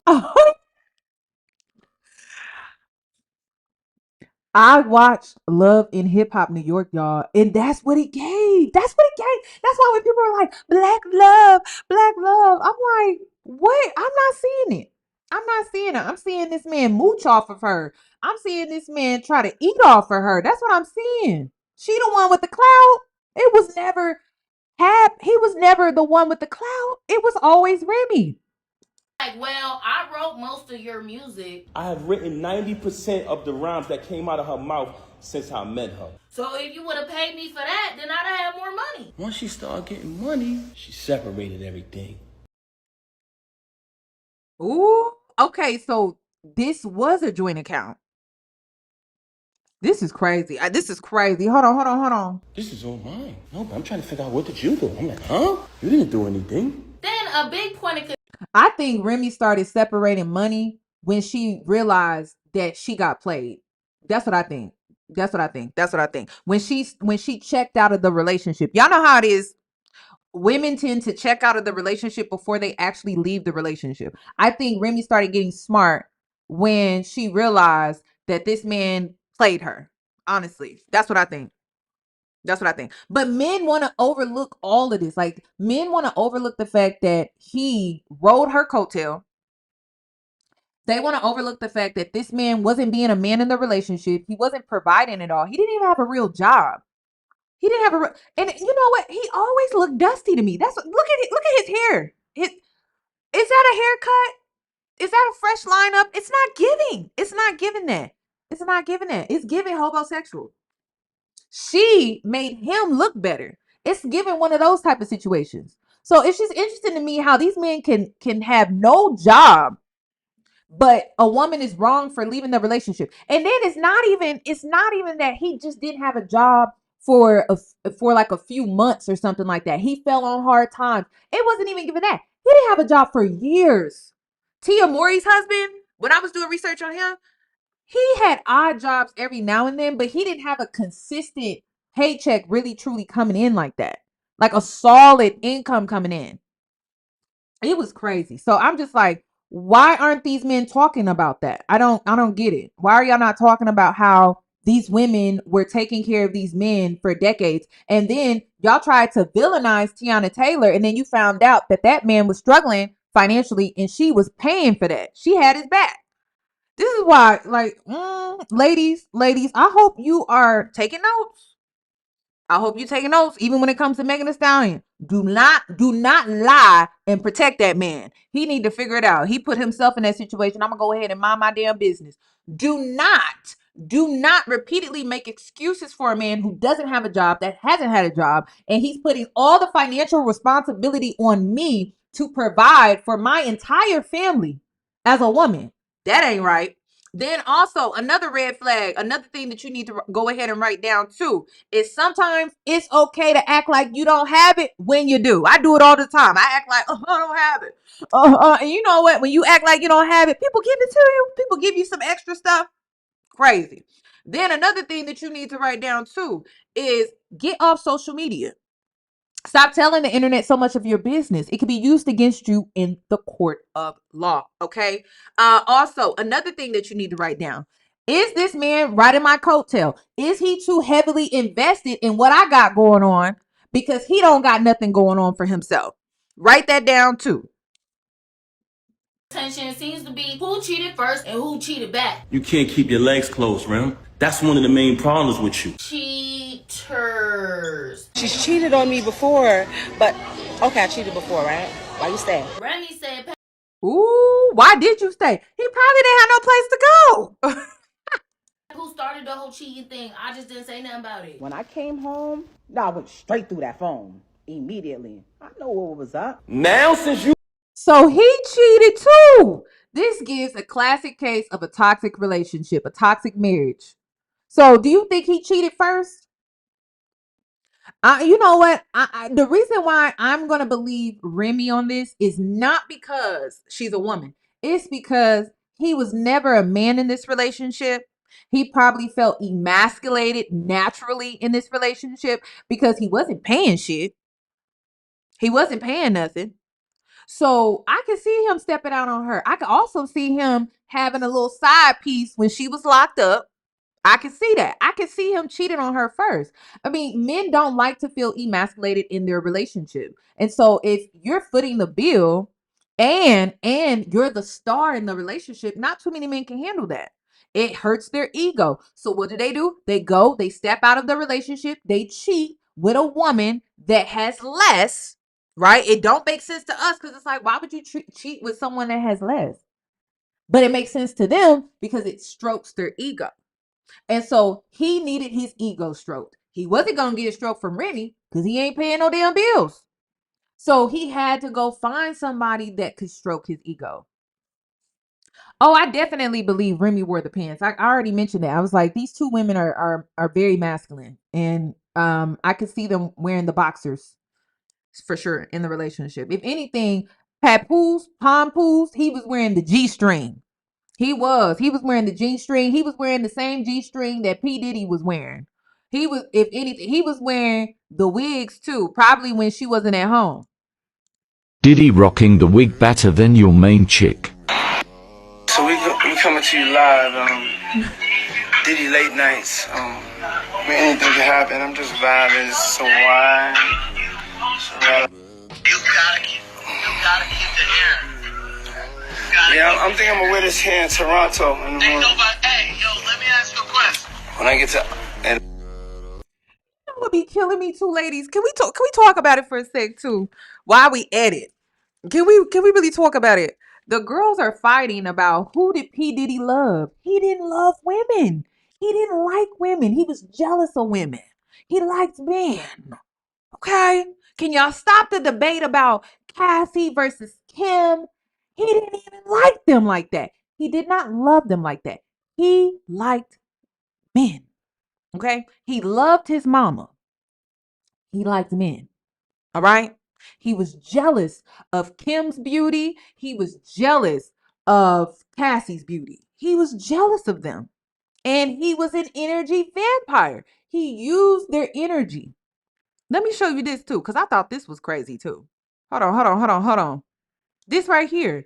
They even, like, for Halloween, I feel like he plays his true self. I do.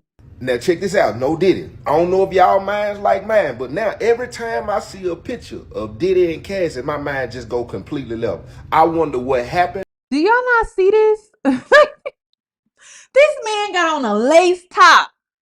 Do y'all not see this?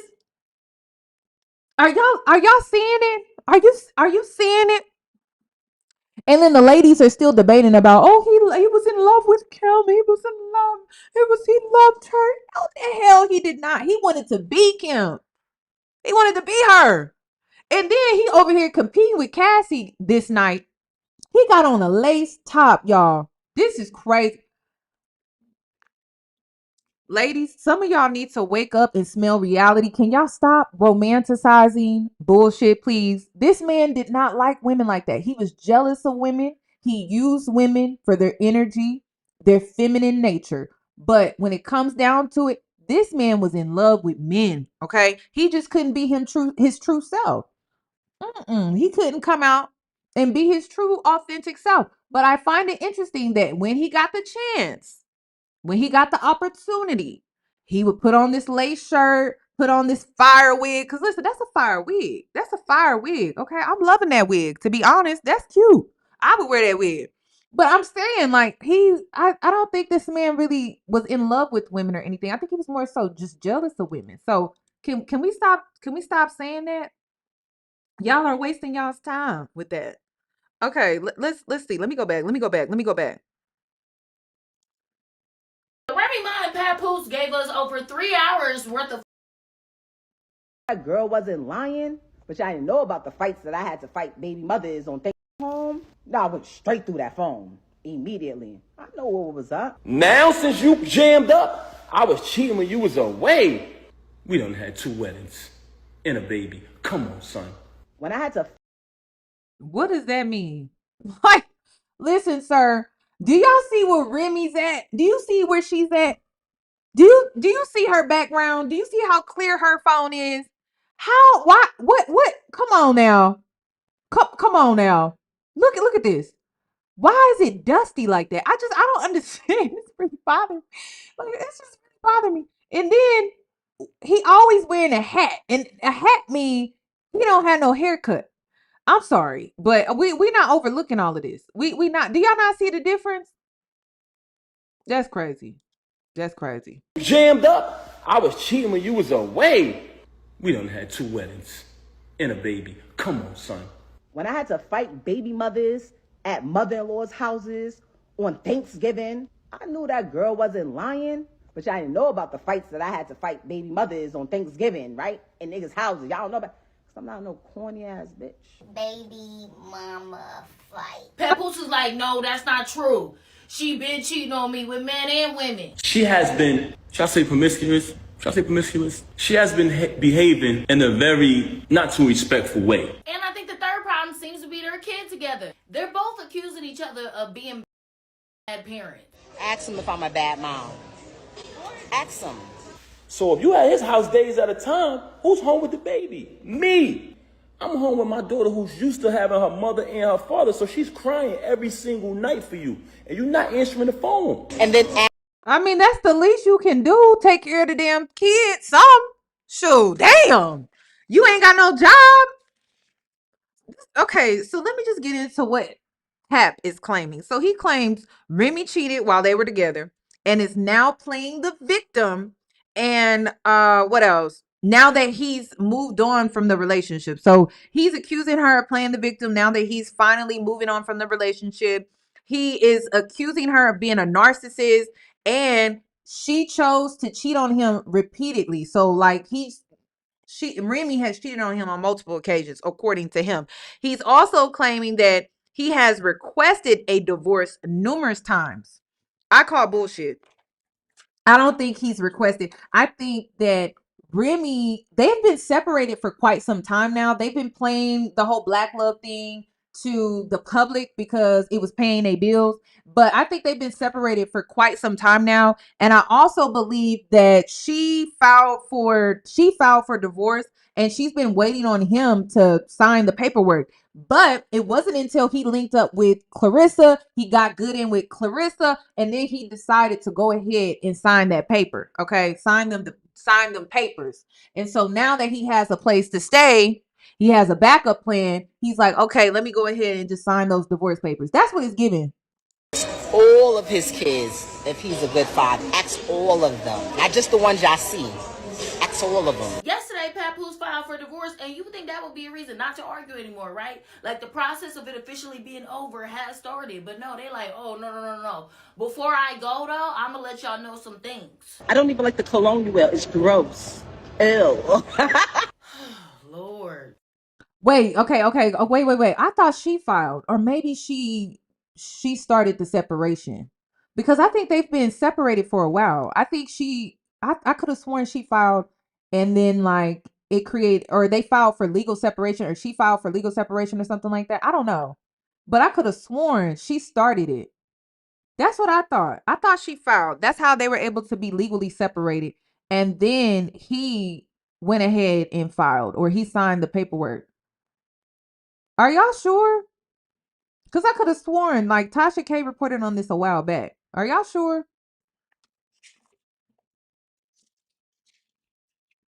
Are y'all sure?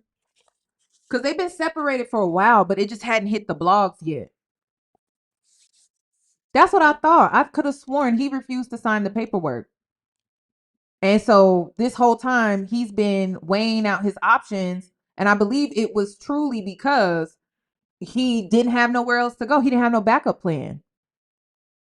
So I don't know. I could have sworn Tasha K did a video a few years, maybe not even a few years back. Maybe it was like maybe last year or earlier this year.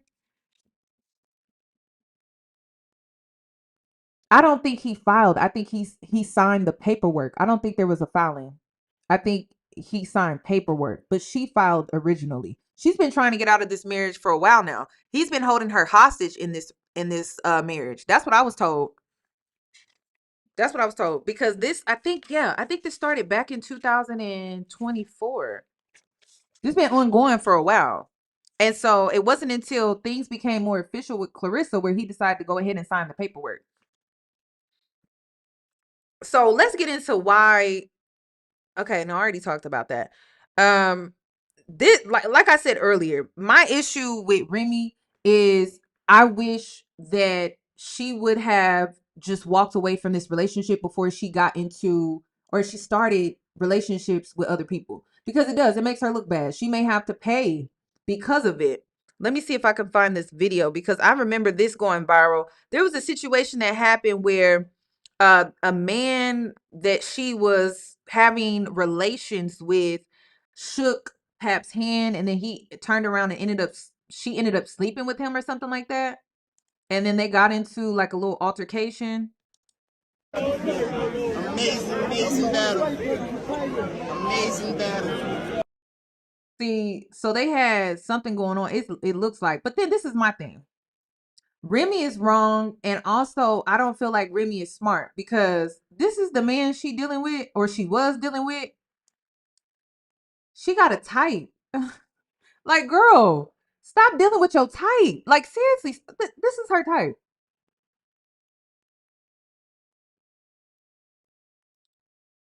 And to be honest, Pat and Remy got a type. This is crazy. So this man right here in the bottom of the screen, that's who she was dealing with. And I'm just like, why? Why? Why? Okay. But this is who she dealing with. I guess that's an upgrade. I guess.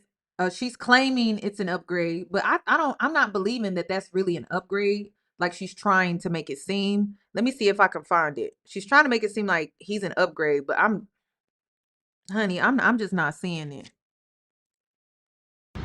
But just not the way we do it. By the way, he makes $50,000 per battle, has about 5-6 battles a year, so he makes at least $250,000 a year.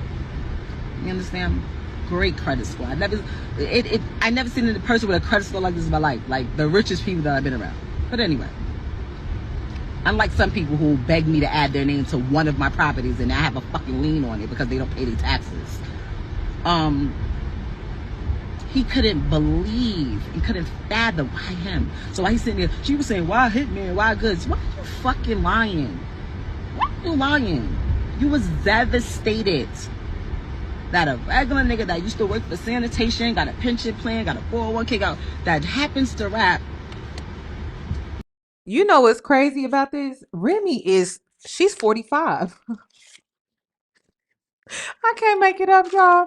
She give me Keyshia Cole. I said it. She give me Keyshia Cole. She give me Keyshia Cole, girl. And y'all know I was gonna keep it real, so don't even come at me sideways. But she give Keyshia Cole. She do.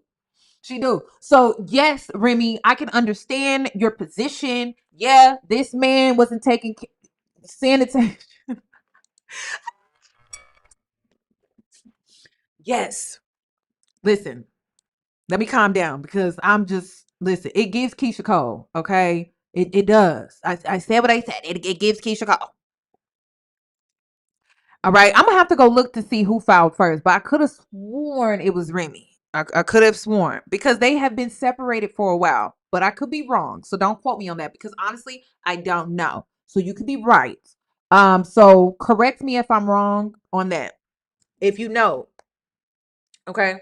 I don't know. I could have sworn, but I have to go back and look because I did not look that up to see who filed first. But I could have sworn Remy did. And then that's the thing. Like people in the chat are saying Remy did. I think a lot of us assume that because they've been separated for a while. They went through the legal separation, which is why he's in that apartment. But I don't know. I could be wrong. I would have to go back and look. But like I'm saying, even though with everything unfolding and it's messy and things like that, Remy, girl, you give Keyshia Cole, it's like you don't know who you are and what you bring to the table. And you keep dealing with men that really are beneath you. Honestly, why are you dealing with men like this? I don't understand. He's not in a position to put you on. You're in a position to put him on. Him dealing with you makes him look better. It don't make you look better. It make you look like you don't know who you are. You're Remy Ma. What's up with the girlies that don't know who they are and understand that, hey, you deserve someone better than that. I don't understand. She over here talking about, oh, he got this and he got that. And I'm just like, this is not really a leg up to me at all. This is not. So Remy, you look crazy too, because it's like, okay, if you gonna cheat with somebody that got more money. Cheat with somebody that can really elevate you in life. You over here cheat with somebody that can't elevate you at all. You can elevate him, but he can't elevate you. This was just a waste of time. And listen, because of this, she may end up having to pay Pap as well when it comes to this divorce. Depending on their assets and things like that. What she owns at this point. But anyway, unlike some people who beg me to add their name to one of my properties and I have a fucking lien on it because about 5-6 battles a year, so he makes at least $250,000 a year. You understand? Great credit score. I never seen a person with a credit score like this in my life. Like the richest people that I've been around. But anyway, absolutely. Unlike some people who beg me to add their name to one of my properties and I have a fucking lien on it because they don't pay their taxes. He couldn't believe, he couldn't fathom why him. So why he's sitting there, she was saying, why Hitman, why Goods? Why are you fucking lying? Cause you y'all, I'm 45. Absolutely not. Like, I'm talking like this? No way. No, 45 talking like that's why I say that's why I said it gives Keyshia Cole. It gives Keyshia Cole. So pray for the girls because it definitely gives Keyshia Cole. I said what I said. It gives Keyshia Cole. So when it comes to the whole Remy Ma and Pappoose, the one that ain't got no job, he give Tommy from Martin.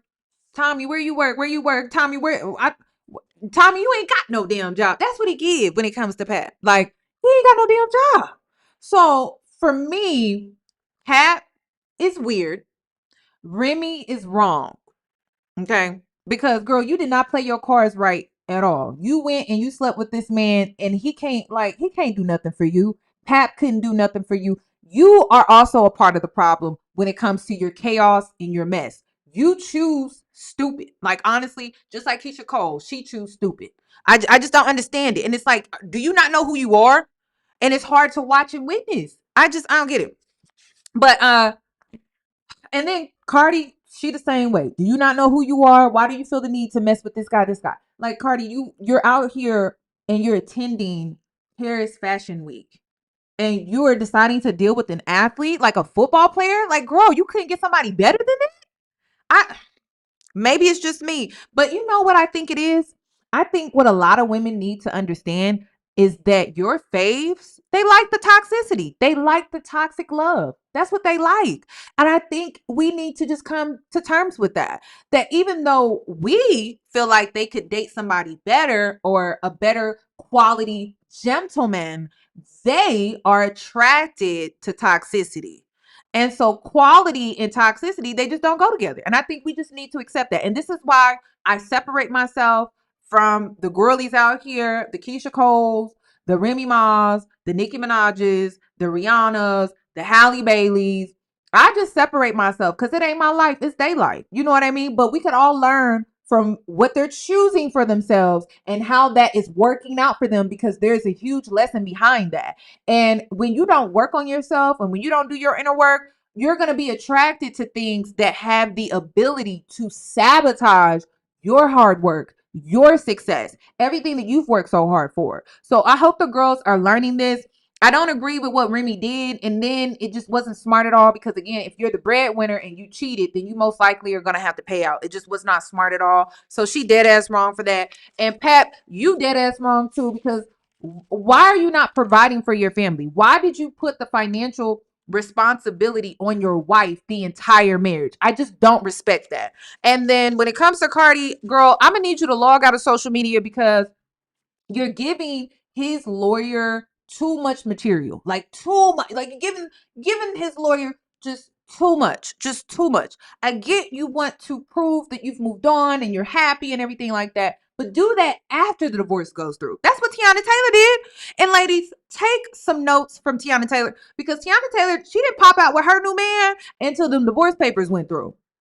Because we don't know how long Aaron and them have had a thing going on. We the public just now finding out about it. Because I have a feeling he probably is blowing out her back. I mean, I saw the promotion when it comes to her album. She's coming out with another album or she's releasing new music or something like that. And I saw the promotion. I was like, oh, so Aaron, he in there with you. Okay. People think it's a stunt. Listen, and that's the thing. Tiana Taylor, it could be a stunt, right? It could be. It's a great stunt for business, and she's able to, she's able to get a little revenge on her ex, even if it is fake, even if it is a stunt, right? We don't know. He doesn't know. We don't know. But listen, Aaron, he ain't out here messing up the business. He ain't out here messing up the brand, stunt or not. He's not messing up her bag. You get what I'm saying? He's elevating her bag.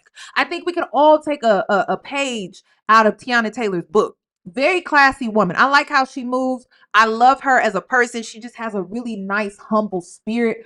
And I feel like a lot of the girls could take notes from her. Okay. So that's all I'm going to say. Y'all let me know what you think. Please give the video a thumbs up and let me know what else you would like for me to talk about. There's this other video I may come back on and react to. It's about HIV and ST rates and how they're just climbing. And it goes into what I'm saying, ladies. We're in an era where if you keep falling for the triangulation, let me go ahead and put it up.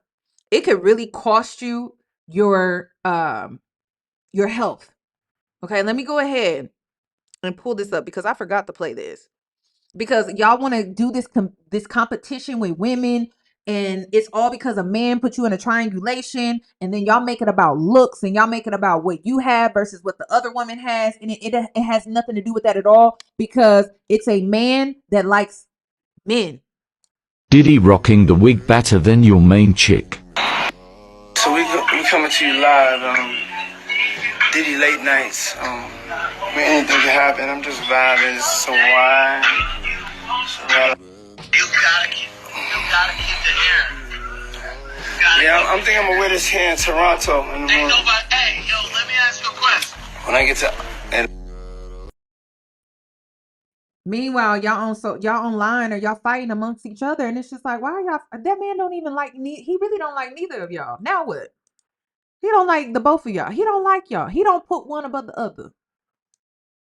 Okay, so the Remy and Papoose situation, yes, I'm late. I already know. Fine, not a problem. The reason why this is still relevant, though, is because when it comes to the triangulation of the situation, all right, and you have one man and two women, or one man and multiple. Do y'all think his nipples were hard? I'm sorry. I just had to ask. Y'all think his nipples was hard when he was drinking on when he was drinking out of that champagne bottle? Do you think his nipples was getting hard? I'm sorry, because it looked like it. There's a movie. I don't know. It's like a scene in a movie where he was talking about how his nipples was getting hard, but it was like it was an uncomfortable interaction or exchange. What movie is that? I don't know. I'm seeing a movie in my head, like a scene, nipples getting hard, and it's between two men. I don't know, but somebody said, yeah. Women. This dynamic is nothing new under the sun. It won't be the first nor the last time that we see it. What we need to begin to have an understanding, though, of is when it comes to dynamics like these, there is a reason why this circus is able to ensue and perpetuate itself over and over again. All participants must be willing to be active in their own version of delusion. Okay, let me explain. Do I need to rewind that? Because sis is cooking. Do I need to rewind that? All parties involved have to be in their delusion. They have to be consistent in their delusion for this triangulation to work. And every time I see women in my comment section, I'm not saying it's y'all, I really be thinking it's them folks that come to my page and they saw my video in the algorithm or something like that. They're not familiar with my content and they leave a comment, and I'm just like, girl, we do not look at other women as competition, because we know only men benefit from that. We women don't benefit from that. We don't. We never did. We never did. We never will, because it's not real. It's delusional. Men want you to believe in it because it benefits them, but it never benefits you. So let me go ahead and rewind that, because when it comes to these triangulations, it takes you believing in your own delusion for it to actually work. Otherwise, the triangulation is not going to work. It's not going to be successful because you're not being delusional. Okay? So when I be seeing the girls be delusional in the comments, I'm like, you would easily fall for a triangulation because you really think the other woman is competition. The other woman is never competition, ever. And then another thing that I'll be noticing too, when men try to put you in triangulations, you really have a lot in common with that other girl. There's a lot of similarities. Y'all could really be good friends. Y'all could go out to coffee and have a good old time. Key.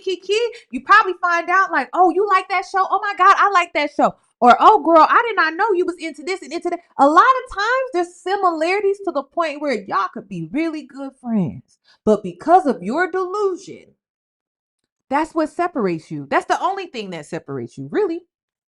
Comes to dynamics like these, there is a reason why this circus is able to ensue and perpetuate itself over and over again. All participants must be willing to be active in their own version of delusion. Okay, let me explain. When you have a wifey, main chick, girlfriend, wife, whatever you want to title her as, then you have your side chicks or your girls on the side or your girlfriends or your mistresses, whatever you want to call it. And then you have the man involved. All three of these people have to have some version of delusion in order for the circus to ensue. When you're talking about the wife, It's comments. It's comments like this, right? It's comments like this. Women that wear makeup is definitely not competition. It's called catfishing. And you know what's so funny? It's like men are like, "Oh, I want natural," but then the natural that they talking about is a natural beat, or the natural that they talking about involves laser hair. The natural that they're talking about involves plucking your eyebrows. The natural that they're talking about involves you getting your hair done. The natural that they're talking about involves you doing some type of beauty routine. It may not involve actual makeup, but some type of upkeep. Delusional, right? So you have to be delusional to believe in your own version of what you think is true. Like, women that wear makeup is definitely not competition. I call bullshit. Okay, I do. I do. And the reason is because I've seen videos where men are womanizers, right? And they invite you over for the first time to their place. And if you do your investigation, as you should, because he invited you over, you should be scanning the place. Like it's Love is Blind, and you got the professionals visiting your place trying to peep out the see, just to peep the scene. And it's interesting how you find makeup, you know, like mascara, you find blush and shit. Men love makeup because even a womanizer who doesn't wear makeup at all, well, I don't think, has mascara, leftover mascara, shampoo, all type of womanly things, including like tampons and pads and things like that. Hell, if they're really good, they have pajamas, they have a hair dryer, they have everything you need to the point where you don't even gotta go home. So do men really not like makeup? Is it that a woman is not really being competitive when she wears makeup? Absolutely not. It's really not about that. But if you want to believe in that, you can. That's your choice. But just know it's delusional. Just know it's delusional.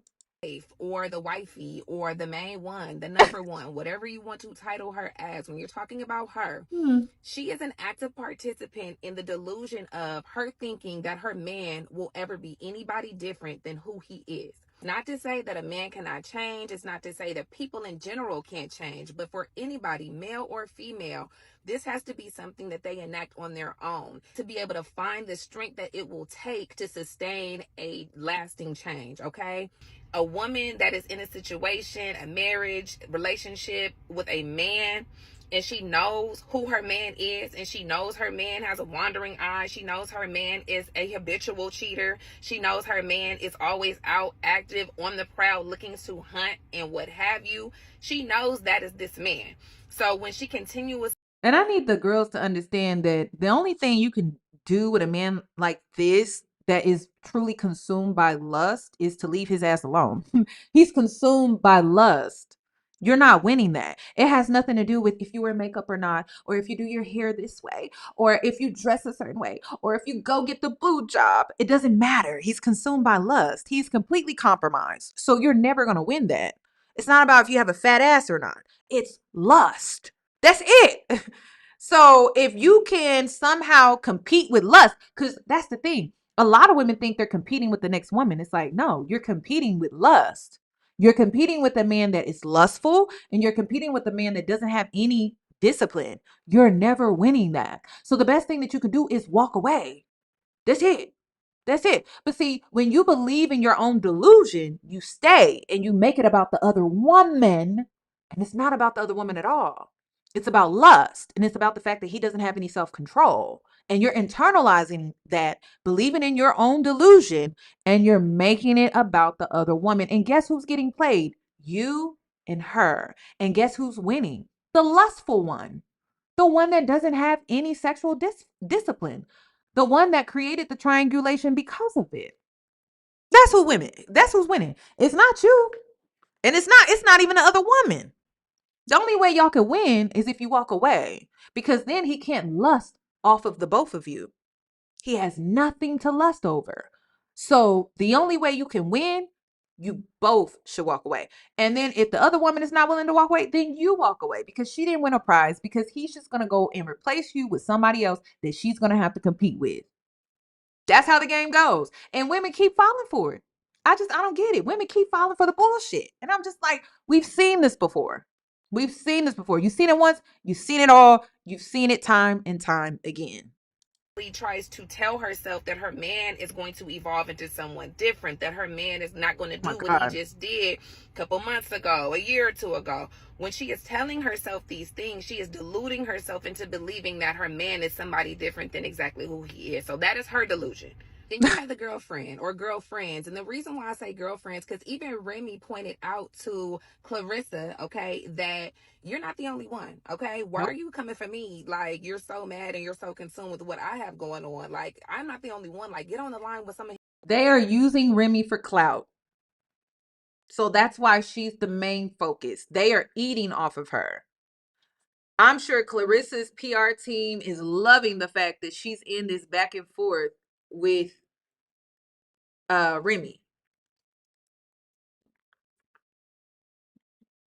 Other, you know, you might be more mad at them with the conversation that they was having more so than me. Typically when men, especially men that are not very wealthy, right, they have a lot more time on their hands. So you're going to probably find that there are multiple women in his wheelhouse that he's spending time with or talking to or wasting time with, because he probably does not have enough to do to keep him busy. There is not enough action in his work that he's actually doing that is meaningful. So he doesn't have enough to do. He's bored. And so this is what he's going to do. If you're talking about a high level man that has a lot of business going on, one, he's not willing to risk all of that talking to this one and that one and this one. Facts. That is when you will find typically that these men have mistresses, actual women that they have put up, that know the code, that are right under wifey, okay, that have just as many good qualities, intangible qualities or whatever, but she's just not in a queen position for whatever reason, okay? But those are typically for upper echelon type of men. Typically men gonna have a whole host of, you know what I mean? The delusion that she buys into is, this man is going to change for me. I'm going to be different than the woman that he's with, and I possess the skills, the qualities, the characteristics of the woman that he really wants, which is why he's, you know, on the side with me. He is going to be a different man with me. I have a different side of him that his wifey or whomever does not see, and he is going to be different with me. And I just can't believe women are still creating this delusion in 2025. I just can't believe women are still creating this delusion in 2025. It's like, girl, come on. You ain't winning that. It's lust and it's lack of self-discipline. It has everything to do with his lack of worth. That's it. Like his lack of personal development within himself. It has nothing to do with you at all. You making it about you because you're being delusional about him. So it's just crazy how it's a reflection of your lack of self-respect and your lack of self-worth and your lack of knowing that it don't really have anything to do with you. You're just internalizing it in that way. we're going to ride off into the sunset and we are going to live our happily ever after, because if all things were fair and all things were perfect, he didn't have the kids, he didn't have the obligations, he didn't have the attachment, he didn't have the history, the tenure, the whatever it is that's keeping him in this relationship. If those things were non-existent and a non-factor, he would be with me, we would be happy, and we would have our happily ever after. And she also deludes herself with the lies that the man tells her. You know, Pappoose, when you start looking at these texts, if y'all look through the threads of the information that was coming out, of course, he was feeding her all kind of stuff. Like, you know, I was asleep. I got to go to a Christmas party with my, you know, you didn't even know that though. And you telling me that I didn't answer the phone because of this. I got other stuff to do. She's going to believe the lies that he tells in order to help the circus continue. Okay. So if that is, I'm not really in love with my wife. It's 2025, ladies. If you still falling for what men say and not what they do, that's on you too. I don't know what else is. You never listen to what a man say. You listen to what he do. Remember, I said listen to what he do. Listen to what he do, not what he say. Because I don't be listening to men. Men are full of shit. That's why I'm like, I don't be listening to them. I'll listen to what they do though. Listen, show me so I can be a believer. And then for you to make me a real believer, you got to be consistent with that. So it's going to take some time. Like, you're going to have to be consistent. You know, it's going to take years, not months. So you talking to the type of woman where I'm like, people like, well, how do you know he's a good man? At his funeral. Girl, 40 years, he was consistent. 50 years, he was consistent before he croaked out. That's how you know. Because otherwise, how I ain't gonna know. Hell, you get to the funeral, next thing you know, a mistress pop out with 2 kids. And you like, damn, where y'all come from? So yeah, Consistency. Like I watch what men do, and you gotta wait until it's the funeral, and you like, damn, we at the funeral, no mistresses pop out, no extra kids, no nothing, and even then you gotta still wonder. But at least he croaked out. You got through the funeral with no embarrassments, and it's like, okay, that's a good man. That's a good man. That is a good man. Let's honor him. That is a good man. I want to leave her. I'm not happy. This is not really where I want to be. I want to be with you. All of these things that are fed to the unnurtured part of her soul, the unhealed versions of herself that are even allowing her to participate in a relationship where she is not considered enough to be out in public. Those are the parts of her that are going to believe these lies over and over and over again. Then last but not least, okay, we have the delusion of the man that is involved with these two women, the multiple women, whatever.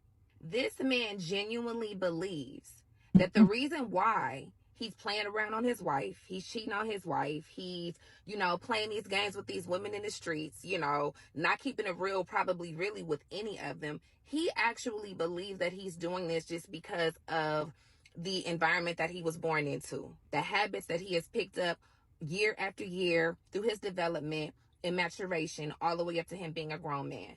And the fact that he thinks he has game and that he thinks that he shouldn't grow up out of that, that's delusional too.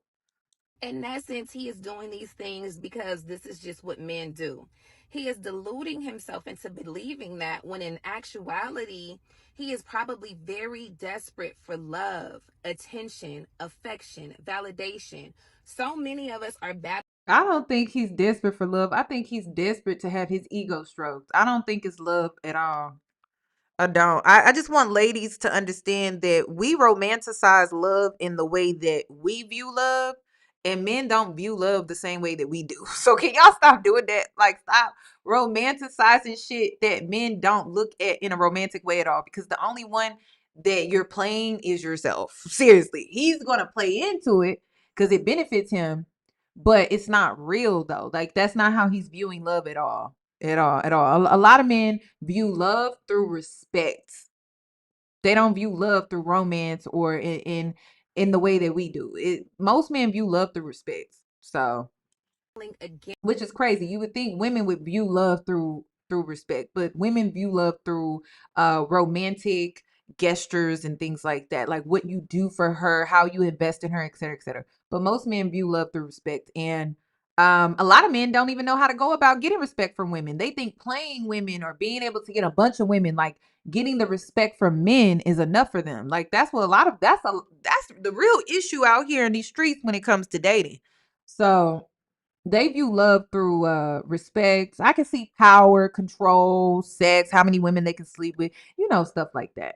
And I would have to say the lower functionality of a man's nature. It's the lack of support that we received in our childhood formative years when we really did need that pat on the back, that affirmation, someone to tell us that we are doing a good job, that we are heading towards the goal, that we are special, that we are stars, that we are capable, that we are all of the positive things that we needed to hear. Many of us are still reconciling that, and men especially are victims of that and don't even know, and are seeking out actively anywhere that they can get some type of love, some type of attention, some type of validation, affirmation. Let me rephrase that. They are seeking an ego stroke. No, let me go in order. They are seeking respect. They view love as respect. If you don't learn anything from men, they view love as respect. We view love differently. Men view love as respect. Also, the second thing, their ego being stroked a lot of times is what they're truly looking for. So they'll look for validation through having their ego stroked. And then also, just like women, because there are a lot of women that look for attention, so do men. Men like attention too. Men like to get their ego stroked through getting attention and validation and all of that. Praise as well. But then they also seek validation by getting respect from their peers as well, which again goes back to they view love through respect. Okay, so it kind of all goes all into one. How we view love is affirmations, validations. Some men may need to be affirmed as well because that also strokes their ego. But again, it really all goes back to respect. Women want to be loved, so women want to be wined, dined, in romance, and men, they want to be respected. Like, they're just big on respect. That's it. When they're having sex, when men are having sex with these multiple women and whatnot, yes, it could just be habitual. They're animals, we're animals. And so just that feeling of release, of course, is Right. going to feel good and all of those things. The intimacy that you're able to receive when you are having a sexual encounter, whether it be with the woman that you love or not, when you're in those situations, you still are person to person and you are getting some of that warmth. You are getting some of that intimacy. You are getting that acceptance. Okay. The ultimate acceptance that a man can receive is a woman opening herself up to him. Okay. And with all of the rejection that so many men have to withstand day to day to day, having that small win in that moment definitely does something for his ego, definitely does something for his sense of self. And yes, a lot of men are going to say it's not that deep. It's not that deep. That's up to you to believe or to not believe that, you know, certain things have more meaning to them or not. If someone was in I don't think it has the same meaning in the way that it has with men. I feel like our meanings are opposite or they're different. I don't feel like it's the same. Like, again, who just said it in the chat? Respect is love to them that love romance is to women. So it's different. It's just a little bit different. It's just a little bit different. I was gonna let her finish up, y'all. I'm not rude like that. Y'all don't want her to finish. Let me just one of see. these roles and wanted Because to even get even though I don't necessarily agree with her 100%, I did agree with her in the beginning of this though. But even though I don't necessarily agree with her, she's providing some thought provoking point of perspective and point of view. Listen, I respect. I don't really 100% agree because I a lot of times we women project who we are and what we like and what we are onto men, you know? So and I think she's kind of doing that a little bit, but it's just I'm a reword it a little bit to make it more understandable for what men are actually looking for. But a lot of times it's just respect, y'all. I feel like women are overcomplicating it because we're complicated when it comes to love. But for men, it's very simple. Respect. That's it. You want to love a man, respect him. That's all you need to know. Like, it doesn't go anything above that. For women, it's the 5 love languages. Okay, we're complicated. Men, respect. That's it. Yeah, like a lot, exactly. A lot of them will take respect over love. Seriously, seriously, seriously, seriously. They will. They will. That's just how they are. That's how they operate. But us, it's a little bit different. Hell, if you notice, a lot of women take love over respect. I know. But we see this shit every day. Girl, a lot of them will take love over respect. Seriously. That's why you see men, oh, you cheated, I'm out. Because what? You disrespected him. You disrespected the relationship. He's out. He no longer feels loved by you. That's what that's about. And then for women, it's the opposite. It's I will take the love over respect. So listen, she is still opening our minds and widening our thought process, okay? Even though I don't necessarily agree, I agreed with her in the beginning though, like 1,000%. But towards the end here, I feel like she's giving the woman's point of view about what love is to a man. But men do not play about respect. That is their love language. Like, a man's love language is respect. So all that other like stuff, I mean, it can tie in. Like, a man can be respected based off of the validation that he receives. A man can feel respected based off of the attention that he gets. A man can feel respected by the amount of women that he can get validation and attention from. Like, it can tie in with that. But men are very simple, and they're so damn simple to the point where their love language is truly, truly respect. That's it. And you can affirm them through respect. You can they're not, I don't feel like men are really big on you like receiving from you unless they're trying to use you or take advantage of you. If you respect them, like, it really goes a long way. you can cater to them as a form of respect. Like they'll feel love through that. You know, like you cooking for them or doing like nice things for them in ways of service, right? But it's like it's still a respect thing. Like they're just big on that. That's why like the whole whose plate should be made first. Men are like literally arguing women down. Oh, the man's plate. Because it's like it's a respect thing. If I bring home the bacon, I'm providing the bacon. Why can't my plate be made first? That's a respect thing. It's as old as time. It's very traditional. But it's like, why can't my plate be made first? And it's a symbol of love because it's rooted in respect. But a lot of women will argue down like, oh no, the kids' plate should be made first. The kids' plate. If everybody eating, y'all, I don't feel like it's that serious. I don't understand. I don't feel like it's that deep. I don't feel like it's that deep. If there's enough food to go around, what is the problem? Like I just don't understand. I see my grandmother, she made my grandfather's plate first. She didn't have to work. She was at home and she was taking care of the family. She made his plate first, okay? But everybody ate though. The kids ate, she ate, everyone was eating. It wasn't a Jasmine Brown situation where she was looking around and watching everybody eat, and she realizing, damn, I haven't eaten at all. No one's even checked on me to see if I've eaten. It wasn't like that. Everybody ate. It's just his plate got made first. He got the biggest chicken in the chicken pot or whatever. He got the biggest chicken, and she made his plate, made sure it was full, and then the kids ate after that. Everyone was fed though. I don't know. But again, that's a different type of man. You know what I mean? Some of y'all be doing stuff for these dusties like Pat. I would dare make that man a plate. Are you out of your mind? I don't respect him. I don't respect men who don't take care of their family. I would dare make him a plate. Are you out of your mind? I like, and then that's another thing. Men today struggle with earning respect. They don't know how to get it. They don't. They try to get it through impressing their peers, thinking that women will respect them and then they'll feel loved. You're not getting it that way, sir. You get respect from women based off of how you treat them, not based in how you are being seen by your peers. A lot of these men today are so concerned about how they're being seen by their peers that they don't have respect for women. And so they're angry at women. They're mad at women. But the reality is you don't know how to earn respect from women. And it's as old as time as well. How you treat a woman is how you will receive that respect. And you will feel loved by women for that. But nowadays, those men get called simps. Crazy, right? Crazy.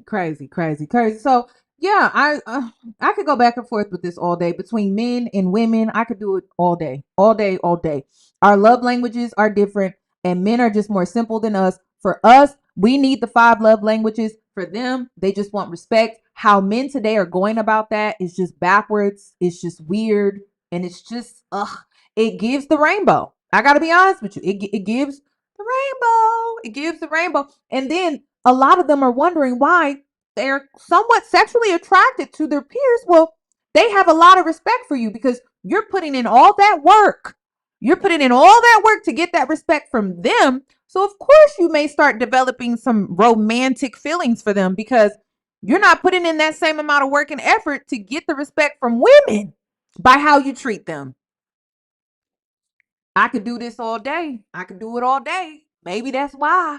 Maybe that's why a lot of them are going to the other side is because they're putting all that effort in to get the respect from their peers, and so they're feeling love, and so now they have these romantic feelings because they're getting the respect, which is love to them, right? And now they're losing their attraction to women. But it's like if you were to put in that same amount of effort to earn that respect from women, based and rooted in how you treat them, because that's our love language, you would have better results with getting access to women. I could do it all day. But I be noticing that. I'll just be like, it's things are just so backwards nowadays. It's just insane. Like it's just a mess. Out of the circus, okay? They wanted to leave the circus to go on to bigger and better things. What they would need to do is find something to do. Find something to do. An idle mind is the devil's playground. So if you have more than enough time on your hands to be focused on entertaining multiple people, stalking people on social media because you feel like your man is probably cheating on you, or, you know, contriving all of these things in your head as to why this man should be with you instead of the wife or the woman that he's with, and thinking about ways in order. Listen, I feel like when you look at making a man a play as a servant, it's because you're not being valued in that relationship. That's what that is.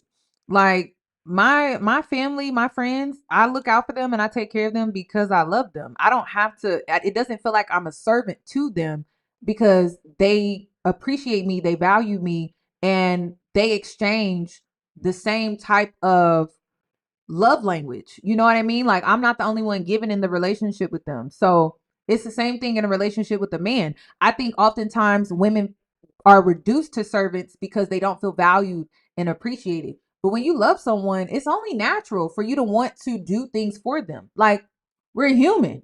It's to me, I feel like it's weird to hold back doing for someone simply because you're like, oh, I don't want to do that, or I don't want to do this. And it's like, it should be natural to you. It shouldn't be by force. But I get it. I've seen women in marriages, especially long-term relationships, where it just starts to transition into a point of servant because they no longer feel valued in the relationship. They no longer feel valued in the marriage. And so now they're just reduced to this servant. But before, she was happy to cook. She was happy to make his plate and all of that. She was happy to make his sandwich, you know. She was happy to do all of that until he started taking her for granted, until he started not appreciating what she was doing for him as like a symbol or a symbol of her love. Like, so no, I get it. I get it. But honestly, it just comes down to not giving in relationships. And this is relationships. It doesn't matter if it's your boss, coworker, your mother relationship, your father relationship, your sibling relationship, your cousin relationship. Hell, this could be your damn grandmother. If the relationship is not reciprocal, then you shouldn't be overdoing it. And oftentimes, a lot of people are overdoing it. You're not in a relationship where it's balanced. You're not in a relationship where both parties are equally giving in different ways. You're the one constantly giving. So yeah, at that point, you're the one being a servant. Yeah, I could see that. I can see that. And then a lot of women have been in relationships where they were catering to a Dusty like Remy Ma. They were catering to an Offset. And so they were being used the whole time. The relationship was not reciprocal at all. And so they just did not feel valued. And so now they don't want to make sandwiches. Now they don't want to make plates. Hell, now they don't want to cook, bake, or do anything because if they do, they get triggered and they feel like they're being used. So I get it.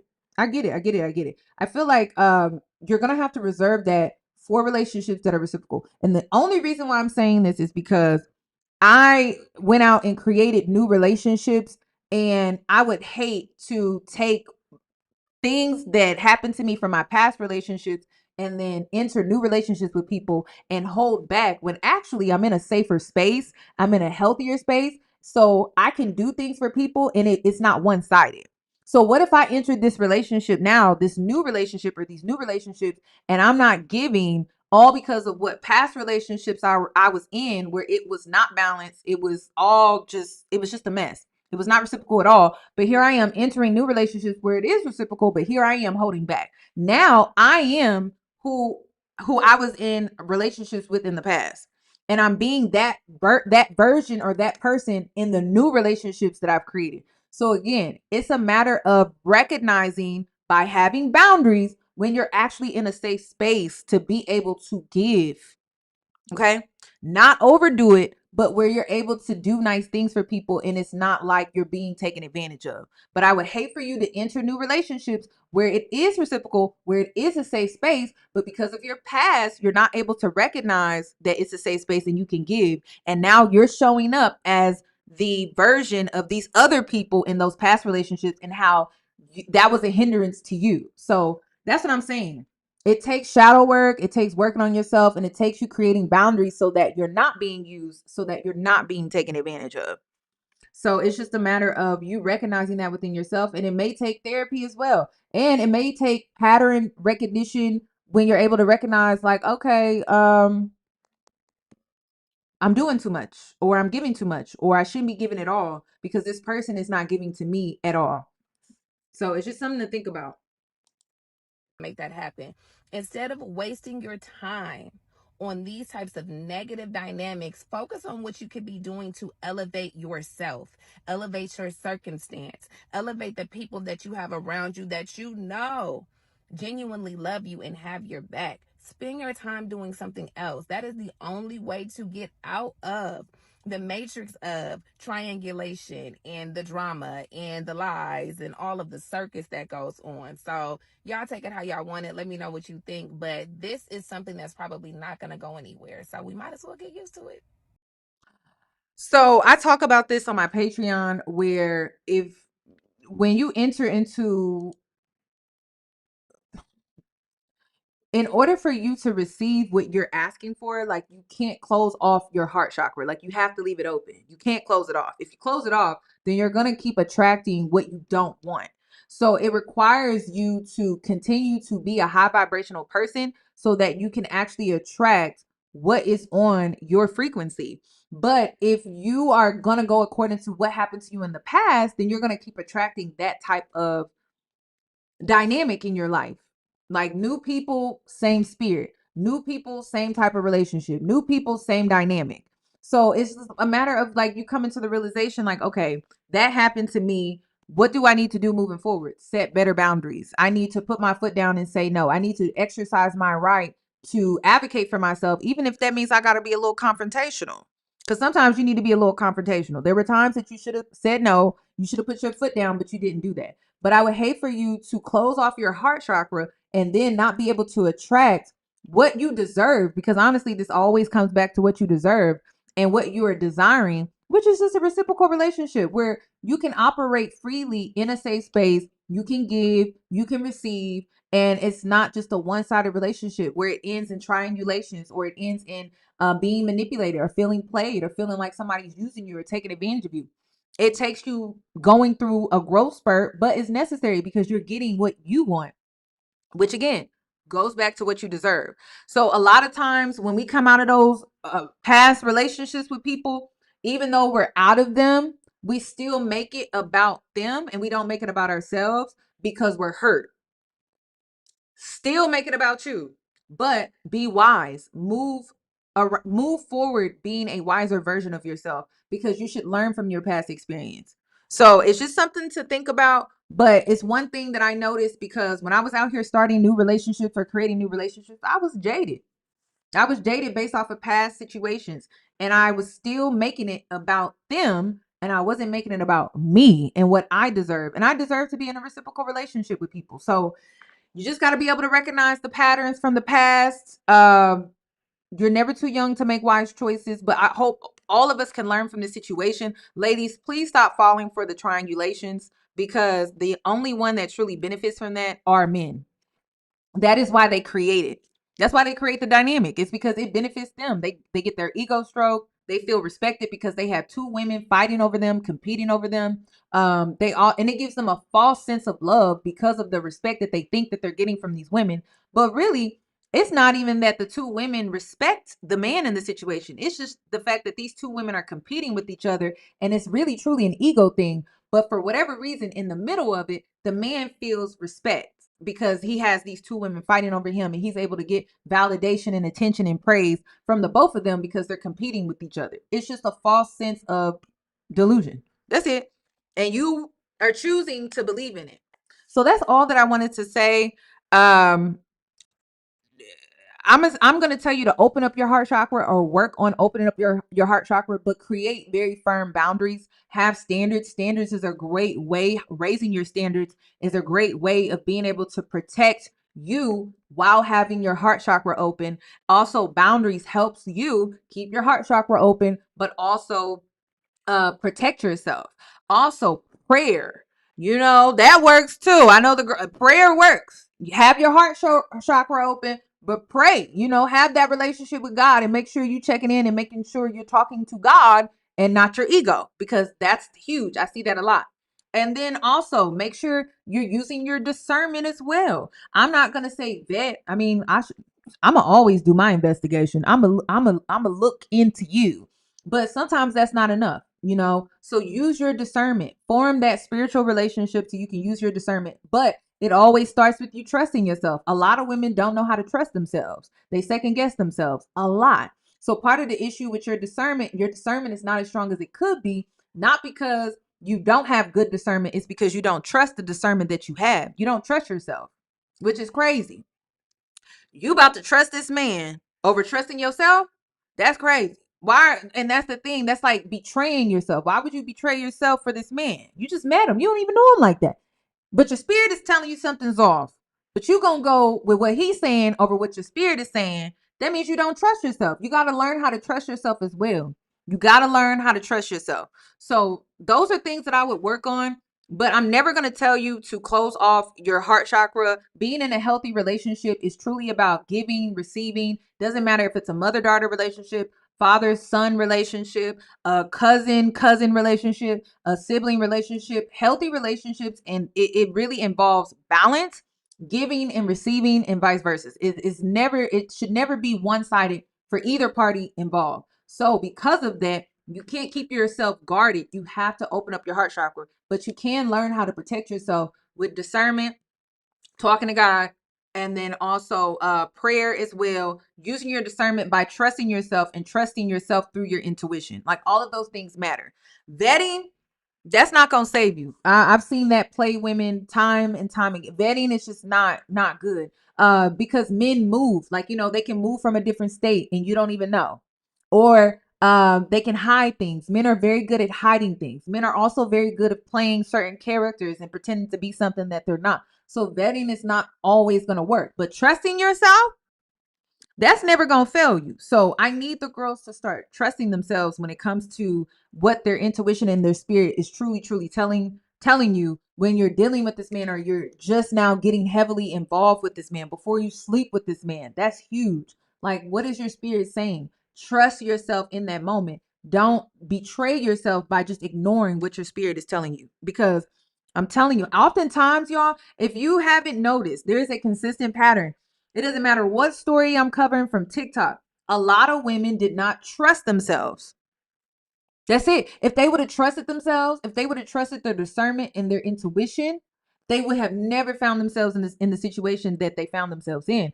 But because they were going against themselves and they were wanting, and that's another thing, you're wanting to believe the man more than trusting yourself, it's going to play you every single time. So it's just something to think about. I'm not going to tell you to close off your heart chakra because it's harder to manifest that way. I'm big on manifesting. I'm big on speaking things into existence. And it's hard to manifest things effortlessly to come into your life when your heart chakra is closed off. Your heart chakra has to be open. Really, your chakras have to be aligned.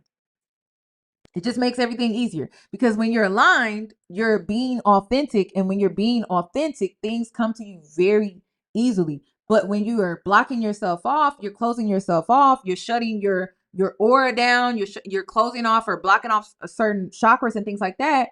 Energetically, things have a harder way of coming in and finding you. So I'm going to tell you, learn to protect yourself over closing yourself off or blocking yourself off. Like, you got to leave yourself open in order to receive. Because that's what this is about. This is about you receiving. This is about you getting what you deserve. That's what this is about. I hope you getting what I'm putting down.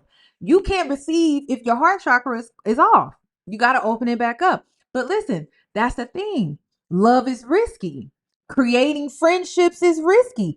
Getting a new friend is risky. It's not even just a man thing. Like, even if, say you got jaded, right, by an ex-friend, how can you go out and make a new friend and it be genuine and authentic and true to yourself if your heart chakra is blocked off and you're not really open to receiving a new friend from an authentic place? It's going to be hard for you to create that new friendship.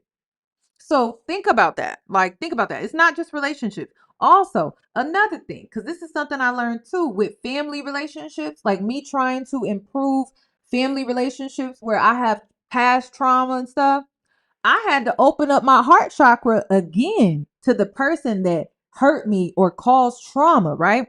To rekindle, to improve a family relationship in order for me to even be open to that or to be receiving of that. I had to open myself back up. It was risky. You got to weigh out the pros and the cons. You got to be discerning. Like, is this a good idea? Is this safe for me? Is this healthy for me to open up myself back again to this person in that way? Or do I need to protect myself and guard myself? It just depends. So every situation and dynamic is going to be different. It just depends. It just depends. It just depends. But what I do know is that you can't receive what you deserve being blocked off. That's what I know. If I don't know nothing else, I know that you can't get what you're desiring when you're blocked off, because energetically you are closed off, but mentally you're desiring something, right? But it has no way to really truly come in and find you from an authentic place because you're energetically blocking yourself off. That's what it's about. So that's all I wanted to say. Blood is thicker than peace. That's true. It just depends on the relationship, y'all. It just depends on the relationship. Every relationship is not the same. There are some relationships I would never open myself up to, and then there are other relationships where when you have a conversation with people, you realize that it truly was a misunderstanding, or you may have taken certain things the wrong way. Even though it caused trauma for you, it doesn't mean that it was intentional though. And that's the thing. Like, sometimes you got to be open enough to hear a person out before you just close yourself off to them completely, or refuse to rekindle, or refuse to hear them out all the way. Like, sometimes, not all times, sometimes trauma that you have was not given to you intentionally. It just depends on the person and the relationship. And it's really up to you to determine if that was the situation or not. So it just depends. There are several people that I would never open myself up to, but there have been 2 people in my life that I did open myself back up to because it truly was a misunderstanding. But then there's 7 other people out here, girl, hell would have to freeze over before I open up myself to them ever again. I don't trust them. And that's another thing. Sometimes it comes down to trust. And once your trust has been completely violated, I just feel like after that, it's a wrap. The relationship is a wrap. If you can't trust that person, then you're allowing them to come back in and just really play with you. So once trust has been compromised in any relationship, I don't care what it is, I'm done with you.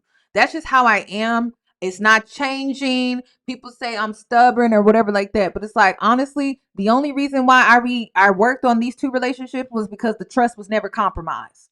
That's what it was. These other 7 people, the trust was compromised. And I just couldn't fool with them after that. Like, how can you rekindle a relationship and the trust is not even there to begin with? Because when it comes to rekindling something, the trust has to be there to even rekindle, right? The trust isn't there. So would it be a smart idea for you to rekindle?